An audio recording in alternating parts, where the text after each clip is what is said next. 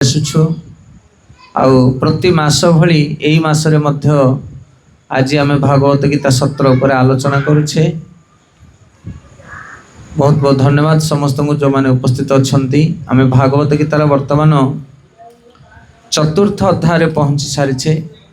प्रथम अध्याय अर्जुन विषाद जोग विषय श्रवण कले, द्वितीय अध्याय सांख्य दर्शन विषय श्रवण कले, तृतीय अध्याय कर्मयोग एवं ये चतुर्थ अध्याय हूँ दिव्य ज्ञान योग। ये दिव्य ज्ञान जोगरे आमे पूर्व सत्र श्रवण करथिले शिल प्रभुपादंकर सुंदर भावार्थरु कि कई भली भाव में भगवान कृष्ण अर्जुन को कहउछन, हे अर्जुन मु तुमको जो उपदेश वर्तमान दौछि से उपदेश पूर्वरु सर्वप्रथम मु विवस्वान को देइथिली एवं विवस्वान मनु को कही मनु इच्छा को कहले ये भाव में गुरु परंपरा ज्ञान आसी आ वर्तमान से ज्ञान परंपरा नष्ट है भाई जना पड़ी। तेणु पुनर्बार मु तुमको ये ज्ञान आउ थे कहूँ भागवत गीतार ज्ञान ये हूँ राज विद्या।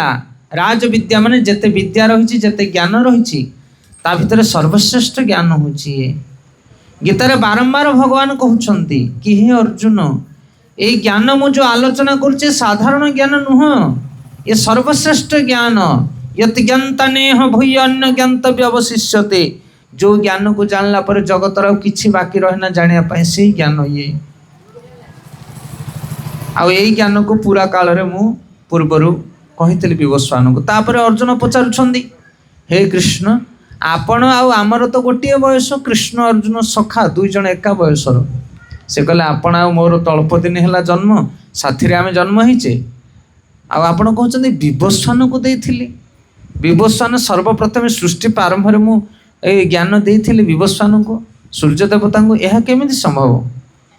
तापर भगवान कहते तुमर मोर अनेक जन्म बीती गलानी किंतु तुम्हें से सब कथा जानिन, किंतु मु जेहेतु अज मु सर्वज्ञाता से मु सब किछि जानिछि।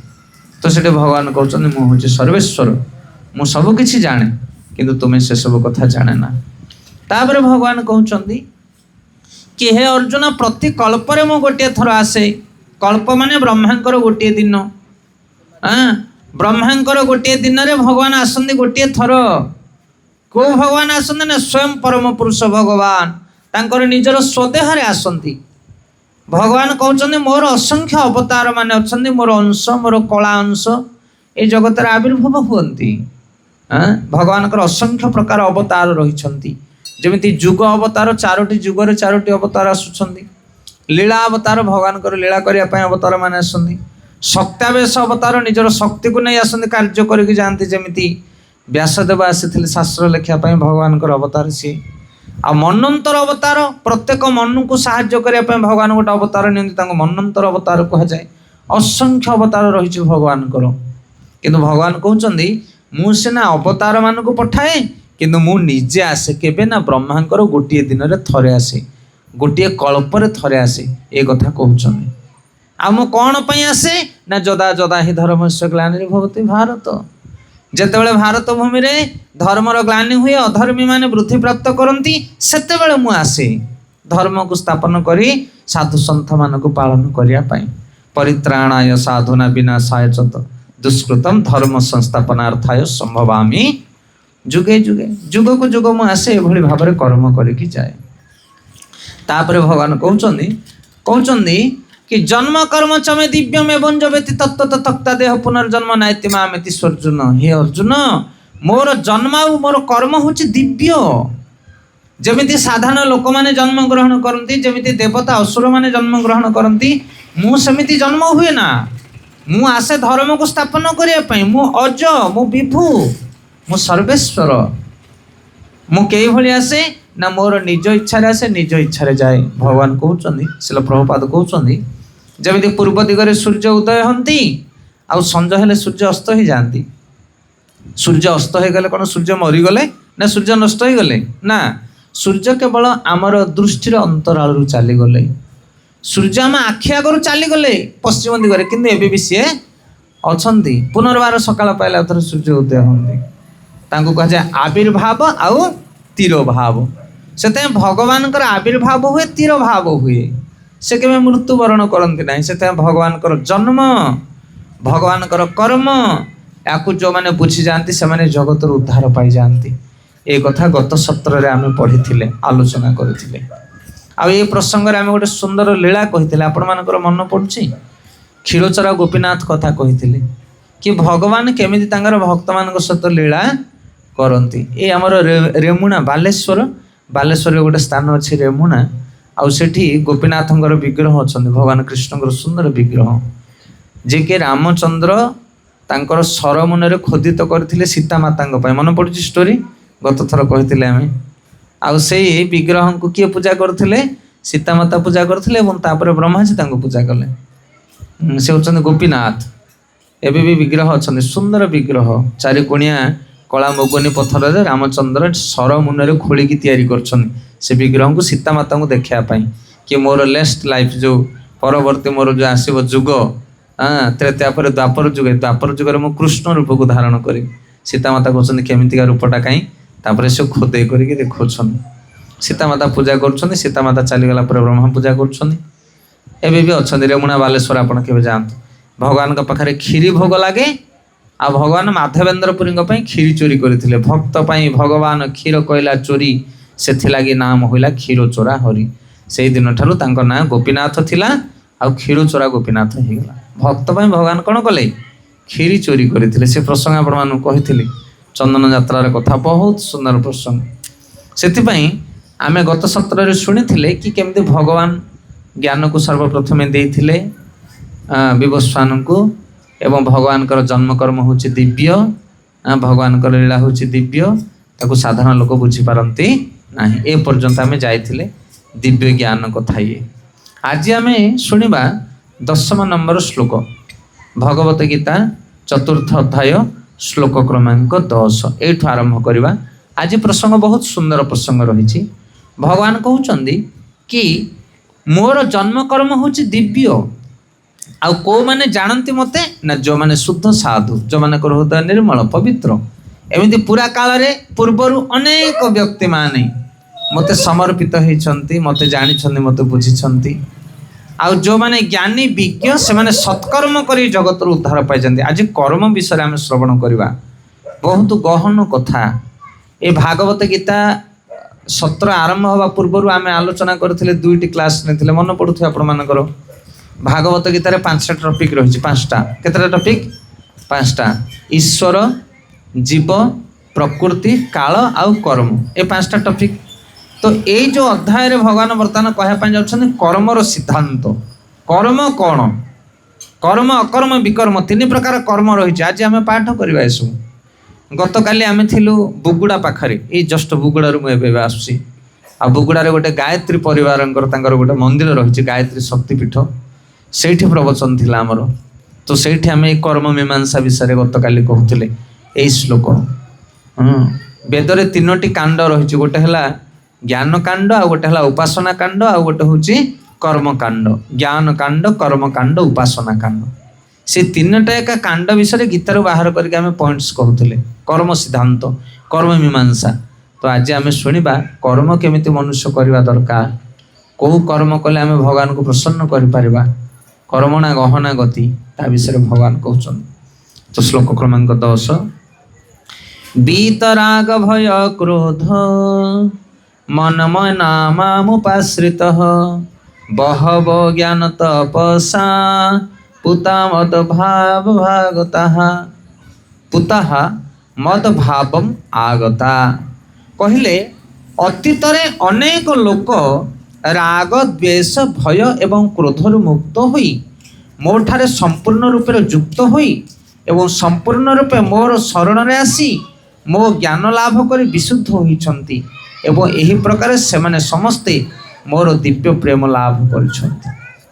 तो भगवान कहते मोर जन्म आ मोर कर्म हूँ दिव्य ताकू समस्ते बुझी पारती नहीं किंतु मोर जन्म आ कर्म को जो मैंने बुझती से होते भक्त आउ जी मत थे बुझीगला सी मो पागल हो ओडिया गोटे कथा ना भक्ति तार होइले बाया बांधी पारे नहीं संसार माया जी भगवान को बुझी भगवान कर्म को बुझी से भगवान को चिंता कला मात्र आखिर लुह लिगिड़ी जीव ତାକୁ କୁହାଯାଏ ଜନ୍ମ କର୍ମ ଚମେ ଦିବ୍ୟମ୍। ଭଗବାନଙ୍କର ଜନ୍ମ ଆଉ କର୍ମ ହେଉଛି ଦିବ୍ୟ। ତାକୁ ସାଧାରଣ ଲୋକମାନେ ବୁଝିପାରନ୍ତି ନାହିଁ। ଅନେକ ଲୋକ ଅଛନ୍ତି ଜଗତରେ ଯେଉଁମାନେ ଭଗବାନଙ୍କୁ ବିଶ୍ୱାସ ହିଁ କରନ୍ତି ନାହିଁ। ଭଗବାନ ଅଛନ୍ତି, କୋଉଠି ଅଛନ୍ତି, କିଏ ଦେଖିଛ, ଏମିତି ପ୍ରଶ୍ନ ପଚାରନ୍ତି। ତ ଏଠି ଭଗବାନ କହୁଛନ୍ତି ଅତୀତରେ ଅନେକ ଲୋକ, ଅତୀତ ମାନେ ପୂର୍ବେ ଅନେକ ଲୋକମାନେ କ'ଣ କରିଛନ୍ତି ନା ରାଗ ଦ୍ୱେଷ ଭୟ ଆଉ କ୍ରୋଧରୁ ମୁକ୍ତ ହୋଇ ମୋ ଠାରେ ସମ୍ପୂର୍ଣ୍ଣ ରୂପରେ ଯୁକ୍ତ ହୋଇ ମୋର ଶରଣରେ ଆସି ଜ୍ଞାନ ଲାଭ କରି ବିଶୁଦ୍ଧ ହୋଇଛନ୍ତି, ଆଉ ମୋତେ ସେମାନେ ଜାଣିଛନ୍ତି। ସେଥିପାଇଁ ଯେଉଁମାନେ ପ୍ରକୃତରେ ଦିବ୍ୟ ଜ୍ଞାନ ଜାଣନ୍ତି ସେମାନେ ଭଗବାନଙ୍କୁ ବୁଝିପାରନ୍ତି। ଆଉ ଜଣେ କେମିତି ଜ୍ଞାନ ଜାଣିବ ନା ନିଜ ଦେହରେ ଯେଉଁ କୂଟ କାପଟ୍ୟ ହିଂସା କାମ କ୍ରୋଧ ରହିଛି ସେସବୁ କଟିଲା ପରେ ଦିବ୍ୟ ଜ୍ଞାନ ପ୍ରକାଶିତ ହେବ, ନହେଲେ ପ୍ରକାଶ ହେଇପାରିବ ନାହିଁ।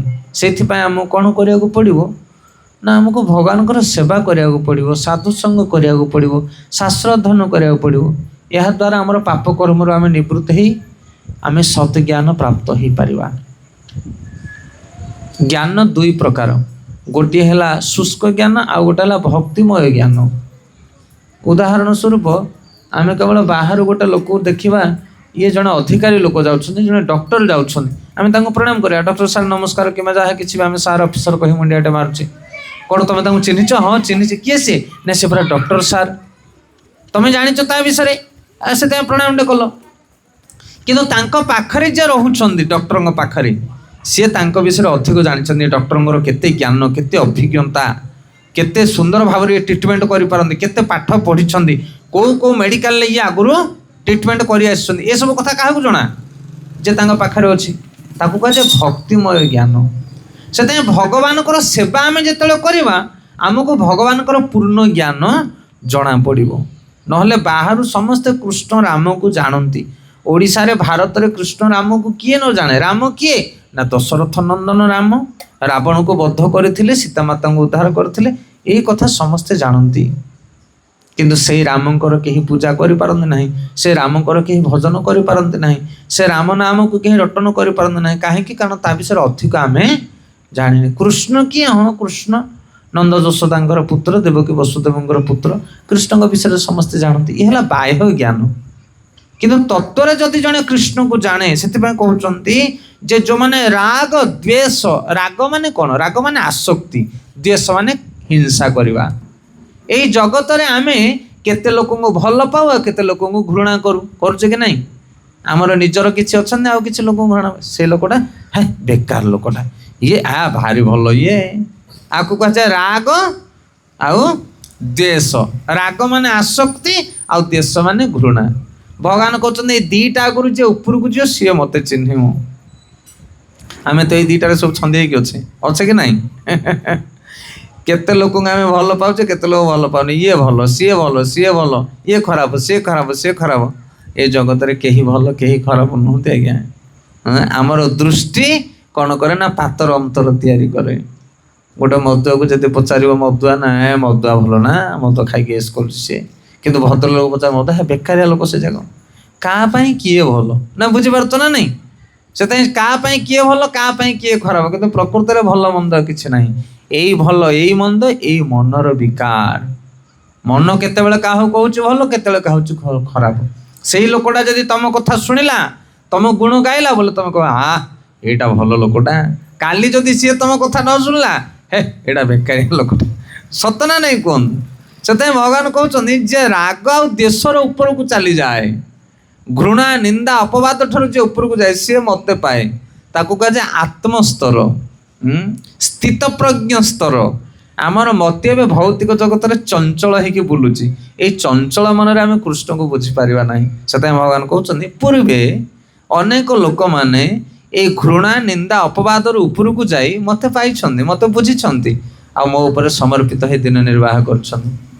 ଏମିତି ଅନେକ କଥା, ଯେମିତି ଯୁଧିଷ୍ଠିର ମହାରାଜଙ୍କ ଆମେ ଉଦାହରଣ ନେଇପାରିବା। ଯୁଧିଷ୍ଠିର ମହାରାଜ କେବେ ହେଲେ କୌରବମାନଙ୍କୁ ଶତ୍ରୁ ବୋଲି ଭାବୁନଥିଲେ। ଭାବୁଥିଲେ କି? ନା। ପାଣ୍ଡବମାନେ ଯେମିତି କୌରବମାନେ ମଧ୍ୟ ସେମିତି। ସେ ସବୁବେଳେ କହୁଥିଲେ 105 ଭାଇ ଆମେ, କିନ୍ତୁ ଅର୍ଜୁନ ଭୀମ ସବୁବେଳେ ଗରମ ହେଇଯାଉଥିଲେ। କିନ୍ତୁ ଯୁଧିଷ୍ଠିର ମହାରାଜଙ୍କର ମତେ ସବୁବେଳେ ଶାନ୍ତ ରହୁଥିଲା, ସ୍ଥିତପ୍ରଜ୍ଞ। କିଏ ନିନ୍ଦା କରୁ, କିଏ ଗାଳି ଦଉ, କିଏ ମାନ ଅପମାନ କରୁ, ଏଇ ସ୍ତରକୁ ଜଣେ ଆସିଲେ ଭଗବାନଙ୍କୁ ବୁଝିବ। ଆଉ ଏଇ ସ୍ତରକୁ ଜଣେ କେମିତି ଆସିବ? ଆମେ ତ ଟିକକୁ ଚାହିଁକିନା ରାଗି ଯାଉଛେ, ଆମେ କାହାର କଥା ସହନ କରିପାରୁନି, ଏମିତିକି ବାପା କହିଲେ ମଧ୍ୟ ପୁଅ ସହୁନି। ସେଥିପାଇଁ ସେଇ ସ୍ତରକୁ ଯିବା ପାଇଁ ହେଲେ ତୁମକୁ କ'ଣ କରିବାକୁ ପଡ଼ିବ ନା ମନରେ ଭଗବାନଙ୍କର ଭଜନ କୀର୍ତ୍ତନ ସାଧୁସଙ୍ଗ କରିବାକୁ ପଡ଼ିବ। ସାଧୁସଙ୍ଗ କଲେ ମନରେ ସ୍ଥିରତା ଆସିବ, ଜ୍ଞାନ ଜାଗ୍ରତ ହେବ, ତମେ ବୁଝିପାରିବ ଏସବୁ ଅଢ଼େଇ ଦିନିଆ ଖେଳ ଘର, ଏଥିରେ ଆମେ ବିତସ୍ପୃହ ହେବା କଥା ନୁହେଁ। ଭଗବାନ କହୁଛନ୍ତି ଅତୀତରେ ଯେଉଁମାନେ ରାଗ କ୍ରୋଧ ହିଂସା ଗର୍ବରୁ ଊର୍ଦ୍ଧ୍ୱକୁ ଯାଇ ମୋର ସେବା କରି ଉପଯୁକ୍ତ ଜ୍ଞାନ ପ୍ରାପ୍ତ ହୋଇଛନ୍ତି ସେମାନେ ମୋତେ ପ୍ରାପ୍ତ ହୋଇଛନ୍ତି। ଏହି ପ୍ରକାର ସେମାନେ ମୋର ଦିବ୍ୟ ପ୍ରେମ ଲାଭ କରିଛନ୍ତି ବା ମୋର କୃପା ପାଇଛନ୍ତି। ତ ଏଠି ପ୍ରଭୁପାଦ ପରପଟରେ ଗୋଟେ ବଢ଼ିଆ ସୁନ୍ଦର କଥା ଲେଖୁଛନ୍ତି। କହିଲେ ଭକ୍ତି ରସାମୃତ ସିନ୍ଧୁ ବୋଲି ଆମର ଗୋଟେ ପୁସ୍ତକ ରହିଛି। ଭକ୍ତି ରସାମୃତ ସିନ୍ଧୁ ମାନେ ନାଁଟା କେମିତି ଦେଖନ୍ତୁ। ରୂପ ଗୋସ୍ୱାମୀ ପାଦ ଲେଖିଛନ୍ତି ଭକ୍ତି ରସ ଅମୃତ ସିନ୍ଧୁ। ସେ ପୁସ୍ତକ ଅଛି ଗୋଟେ, ଆପଣ କେବେ ପଢ଼ିବା ପାଇଁ ଚାହିଁଲେ ଆମେ ମଧ୍ୟ ଆଣିକି ଆପଣମାନଙ୍କୁ ଦେଇପାରିବା। ବହୁତ ଗମ୍ଭୀର କଥା। ଭକ୍ତି କ'ଣ? ଭଗବାନଙ୍କର ଭକ୍ତି କଲେ କ'ଣ ସ୍ୱାଦ ମିଳେ, କିଭଳି ଭାବରେ ଜଣେ ଜଗତ ଜଗତରୁ ଭକ୍ତି ଆଡ଼କୁ ଯାଏ ତା ବିଷୟରେ ପୁଙ୍ଖାନୁପୁଙ୍ଖ ଲେଖା ହେଇଛି। ଯେଉଁମାନେ ଭକ୍ତି କରନ୍ତି ସେମାନଙ୍କ ହୃଦୟରେ କ'ଣ ଜାତ ହୁଏ, ସବୁ ସିମ୍ପଟମ୍ ଲକ୍ଷଣ। ଯେମିତି ଆମର ଯଦି ମା ଜଣେ କିଏ ଗୋଟେ ଆମ ଘରେ ଯଦି ମା ମାନେ କିଏ ଜଣେ ଗର୍ଭବତୀ ହୁଅନ୍ତି ତାହେଲେ ଗୋଟେ ଡାଏରୀ ଆସେନି ଗର୍ଭବତୀ ନାରୀମାନଙ୍କ ପାଇଁ, ପ୍ରଥମ ମାସରେ ଏମିତି ଲକ୍ଷଣ, ଦ୍ୱିତୀୟ ମାସରେ ଏମିତି ଲକ୍ଷଣ, ତୃତୀୟ ମାସରେ ଏମିତି ଲକ୍ଷଣ, ନା ନାହିଁ ପ୍ରଥମ ମାସରେ ଟୀକା ନେବାକୁ ପଡ଼ିବ, ତାହାର ଆହାର ଏମିତି ହେବ, ଇତ୍ୟାଦି ଇତ୍ୟାଦି ସବୁ ସେଥିରେ ଲେଖା ହେଇଥିବ। ଛୁଆ ଜନ୍ମ ହେବା ପରେ ଛୋଟ ପିଲାମାନଙ୍କୁ କେମିତି ନେବ ଯତ୍ନ, 1 ମାସ 2 ମାସ 3 ମାସ କେଉଁ ସେଲାକ ଖାଇବ, ବୁଝିପାରିଲେ ନା କହିବା କଥା। ଯେମିତି ଏସବୁ ଜିନିଷ ଲେଖା ହେଇଥାଏ ସେଭଳି ଭାବରେ ସେ ଭକ୍ତିର ସମୃଦ୍ଧ ସିନ୍ଧୁ ପଢ଼ିବେ, ସେଥିରେ ଲେଖା ହେଇଛି ଜଣେ ଭଗବାନଙ୍କର ଭଜନ କଲେ ପ୍ରଥମେ କ'ଣ ହେବ ତାର, ତାପରେ କ'ଣ ହେବ, ତାପରେ କ'ଣ ହେବ, କେଇଭଳି ଭାବରେ ସେ ଭକ୍ତିରେ ବଢ଼ି ବଢ଼ିକି ଯାଇକି କୃଷ୍ଣ ପ୍ରେମ ଲାଭ କରିବ। ଏଇ ସାଇନ୍ସ କେଉଁଠି ମିଳିବ ଏଇ ଜଗତରେ ଆଜ୍ଞା, କେଉଁଠି ମିଳିବ? ତ ସେଥିରେ ଗୋଟେ ଶ୍ଲୋକ ପ୍ରଭୁପାଦ ଲେଖୁଛନ୍ତି, କହିଲେ ଆଦୌ ଶ୍ରଦ୍ଧା ତତ ସାଧୁ ସଙ୍ଗ ଅଥ ଭଜନ କ୍ରିୟା ତତ ଅନର୍ଥ ନିବୃତ୍ତି ସ୍ୟାତ ତତ ନିଷ୍ଠା ରୁଚିସ୍ତତ ତଥା ସତ୍ୟସ୍ତତ ଭାବସ୍ତତ ପ୍ରେମା ଆଦ୍ୟୁ ଚରତି ସାଧନ କାମୟ ପ୍ରେମନା ପ୍ରାଦୁର୍ଭାବ ଭବେତ କ୍ରମଃ। ୟାର ଅର୍ଥ ଲେଖୁଛନ୍ତି ରୂପ ଗୋସ୍ୱାମୀ ପାଦ ଶ୍ଲୋକରେ କହୁଛନ୍ତି ଆଦୌ ଶ୍ରଦ୍ଧା, ଯିଏ ଭଗବାନଙ୍କର ଭଜନ କରିବ ପ୍ରଥମେ ତାକୁ ଶ୍ରଦ୍ଧା ଗ୍ରହଣ କରିବାକୁ ପଡ଼ିବ। ଶ୍ରଦ୍ଧା ମାନେ କ'ଣ? ଇଚ୍ଛା, ଆପଣମାନଙ୍କର ଶ୍ରଦ୍ଧା ଅଛି ବୋଲି ଏଠି ଆସିକି ବସୁଛନ୍ତି ନା, କ'ଣ ସତ୍ସଙ୍ଗ ଟିକେ ହେବ ଭଗବାନଙ୍କ ବିଷୟରେ ଶ୍ରବଣ କରିବା। ଆଉ ଯାହାର ଶ୍ରଦ୍ଧା ନାହିଁ ସେମାନଙ୍କ ପାଖରେ ସମୟ ଥିଲେ ମଧ୍ୟ ସେମାନେ ଆସିବେ ନାହିଁ, ଆଉ କ'ଣ ଦରକାର ସେଥିରେ ଆମକୁ କ'ଣ ମିଳୁଛି। ଯାହାର ଯେଉଁଥିରେ ଶ୍ରଦ୍ଧା ସେ ସେଠିକି ଟାଣି ହେଇକି ପଳେଇବ। ଏବେ ତ ରଜ ସମୟ ଚାଲିଛି, ଚାଷ ଖେଳ ହେଉଛି ନା ନାହିଁ? ହେଉଛି ନା ହେଉନି ଆପଣଙ୍କ ଗାଁରେ? ଓ ଯାହା ହଉ, ବଡ଼ ଭାଗ୍ୟର କଥା। ଆମେ ଆସିଲା ବେଳେ ରାସ୍ତାରେ ଦେଖୁଥିଲୁ ଚାଷ ଖେଳ ଯୋଉ ଟିକେ ଥିବ ସକାଳୁ ରାତି ପର୍ଯ୍ୟନ୍ତ ଲୋକ ସେଇଠି ଠିଆ ହେଇଥିବେ ନା ନାହିଁ, ଦିନ ସାରା ଭୋକ ନାହିଁ ଶୋଷ ନାହିଁ ତାଙ୍କୁ, ସେଥିରେ ଗୋଟେ ଶ୍ରଦ୍ଧା। ସେଥିପାଇଁ ଏଠି ରୂପ ଗୋସ୍ୱାମୀ ପାଦ କହୁଛନ୍ତି ଭକ୍ତିରେ ପ୍ରଥମ ପାହାଚ ହେଉଛି ଶ୍ରଦ୍ଧା। ଶ୍ରଦ୍ଧାବାନ ଯିଏ ସିଏ ଆସିବ। ଶ୍ରଦ୍ଧାବାନ ଜଣେ ଲଭତି ଭକ୍ତି। ଆଦୌ ଶ୍ରଦ୍ଧା ଥିଲେ ସାଧୁସଙ୍ଗ କରିବ, ଯେମିତି ଆପଣମାନେ ସାଧୁସଙ୍ଗ କରୁଛନ୍ତି। ସାଧୁସଙ୍ଗ ପରେ ଭଜନ କ୍ରିୟା କରିବ। ସାଧୁସଙ୍ଗରେ କ'ଣ ମିଳିବ? ଆଉ ଏଇଠି ସାଧୁସଙ୍ଗରେ ଆସିଲେ କ'ଣ ମିଳିବ?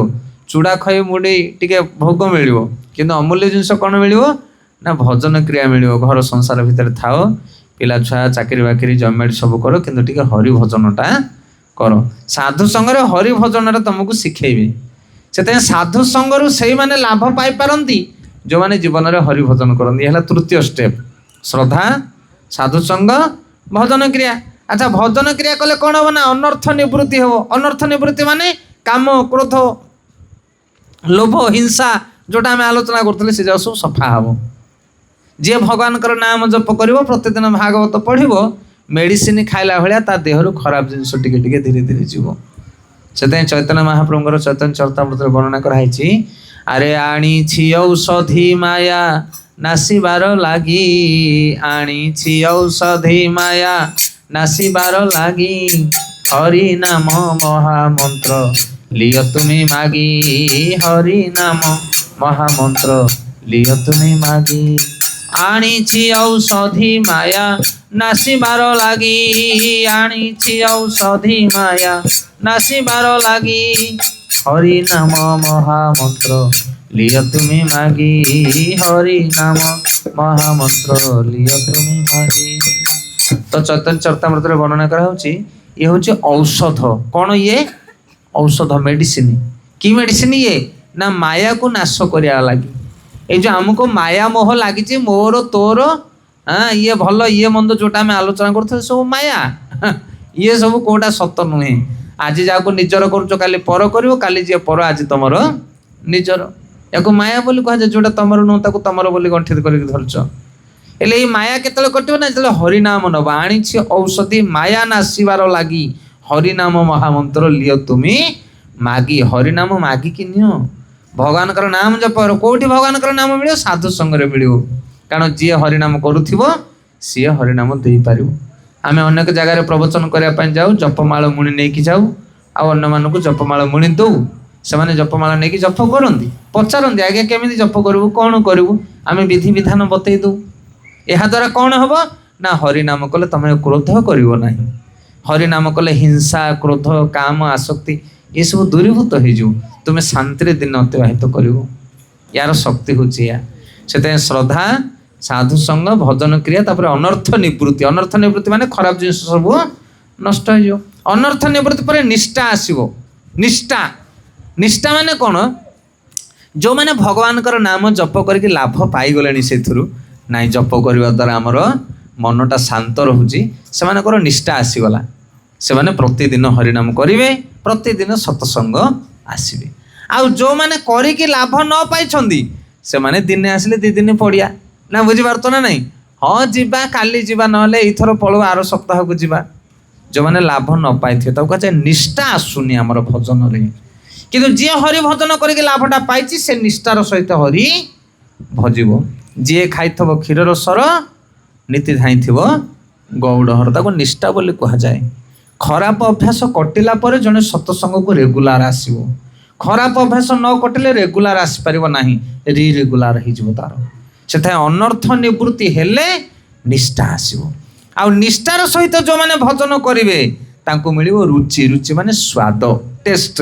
आम कहे आज्ञा हरिनाम जप कले कले ढूला आसूची भागवत शुणिले अंटा बिंदा हो इच्छा होनी शुणापी हो कि ना किंतु भगवान कर नाम जप करने आग्रह आसो भागवत शुणापी आनंद लगे केतेबेले ना जिते तुम निष्ठार सहित सेटा को कर से तुमको आनंद लगे कहे रुचि आनंद आसो।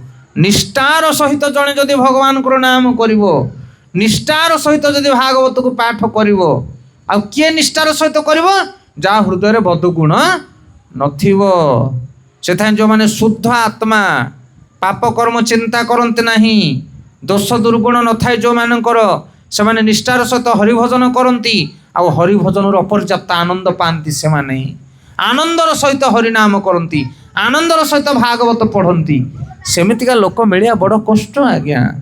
देख लिंकटा देखंतु रूप गोस्वामी भक्ति रसामृत सिंधु कथा लिखुचंदी हृदय निर्मल जदि नथिबो पर धन पर नारी प्रति जदि तुम दृष्टि रहिबो ताहाले तुमर निष्ठा आसीबो नाही मन तो सियाडे टाणी नै जीवो हरिभजन करियो केतेबेले सेते जा मनरे पाप नाही से निष्ठार सहित हरिभजन करिवो आउ जे निष्ठार सहित हरिभजन करिवो सी हरिनामरु आनंदटा पाइबो। हरिनामे की रस अछि पान कला लोक सिना जानी ये मद गंजे बीड़ी खाई जो डेउचा में फुकुल फुकुल है कि यही थे लाभ हेनी आज्ञा ये निशा छाड़ी गले आउ थे जो से प्रकृत रस प्रकृत आनंद केतले मिलिबो ना जेतले शुद्ध हृदय आम निष्ठार सहित भजन करवा। प्राण गले मध्य आमिष खाइबे नहीं भक्त माने प्राण गले मध्य भागवत को छाड़िबे नहीं भक्त माने से आनंद पाई।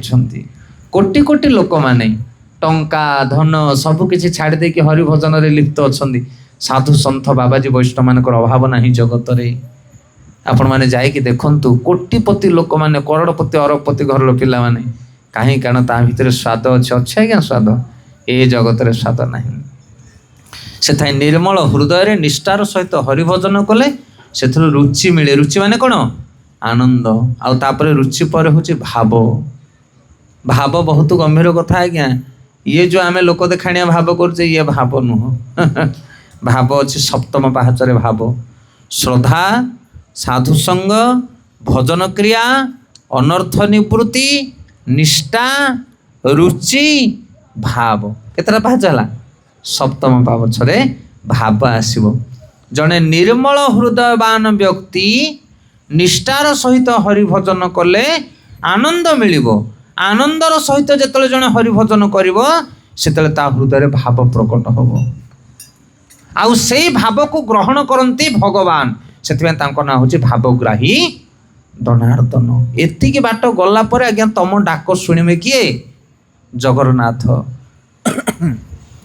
ଆଉ ସେ ଠିଆ ହେଇଛି ଜଣେ ସେପଟେ ଆରପଟେ ମଣ୍ଡପ ପାଖରେ, ତମେ ଏଠି ଡାକୁଛ ଧୀରେ ଧୀରେ, ଆରେ ହରିଆ, ଆରେ ହରିଆ, ଟିକେ ଭଲ୍ୟୁମ୍ ବଢ଼ା, ହରିବୋଲ। ଆବାଜଟା ସିନା ସେତିକି ବାଟ ଗଲେ କିଏ ଶୁଣିବ? ଆଉ ତୁ ଏଠି କୁଣ୍ଠେଇକି ଡାକିଲେ କ'ଣ ହବ? ହରିଆ ବୋଲି ଡାକିଲେ ମତେ ସେ ଅନେଇବ, ଆରେ କିଏ ଗୋଟେ ଡାକିଲାଣି। ସେଥିପାଇଁ ଆମକୁ ସେତିକି ଜୋର ଲଗେଇକି ଡାକିଲେ ଯାଇକି ଡାକଟା ଶୁଭିବ। କ'ଣ ବୁଝିପାରୁଛନ୍ତି? ସେଥିପାଇଁ ଆମେ ଯେଉଁ ଦୁରାବସ୍ଥାରେ ଅଛେ ବର୍ତ୍ତମାନ, ହିଂସା କାମ କ୍ରୋଧରେ ବୁଡ଼ିକି ରହିଛେ, ଆମକୁ ସତସଙ୍ଗ କରି ହୃଦୟକୁ ଶୁଦ୍ଧ କରି ନିଷ୍ଠାର ସହିତ ହରିଭଜନ କରି ଆନନ୍ଦ ପ୍ରାପ୍ତ ହୋଇ ଭାବପ୍ରବଣତାର ସହିତ ହରିଭଜନ କଲେ ତାପରେ ହରିଙ୍କି ଶୁଭାଯିବ। ହରି ହେଉଛନ୍ତି ଭାବଗ୍ରାହୀ।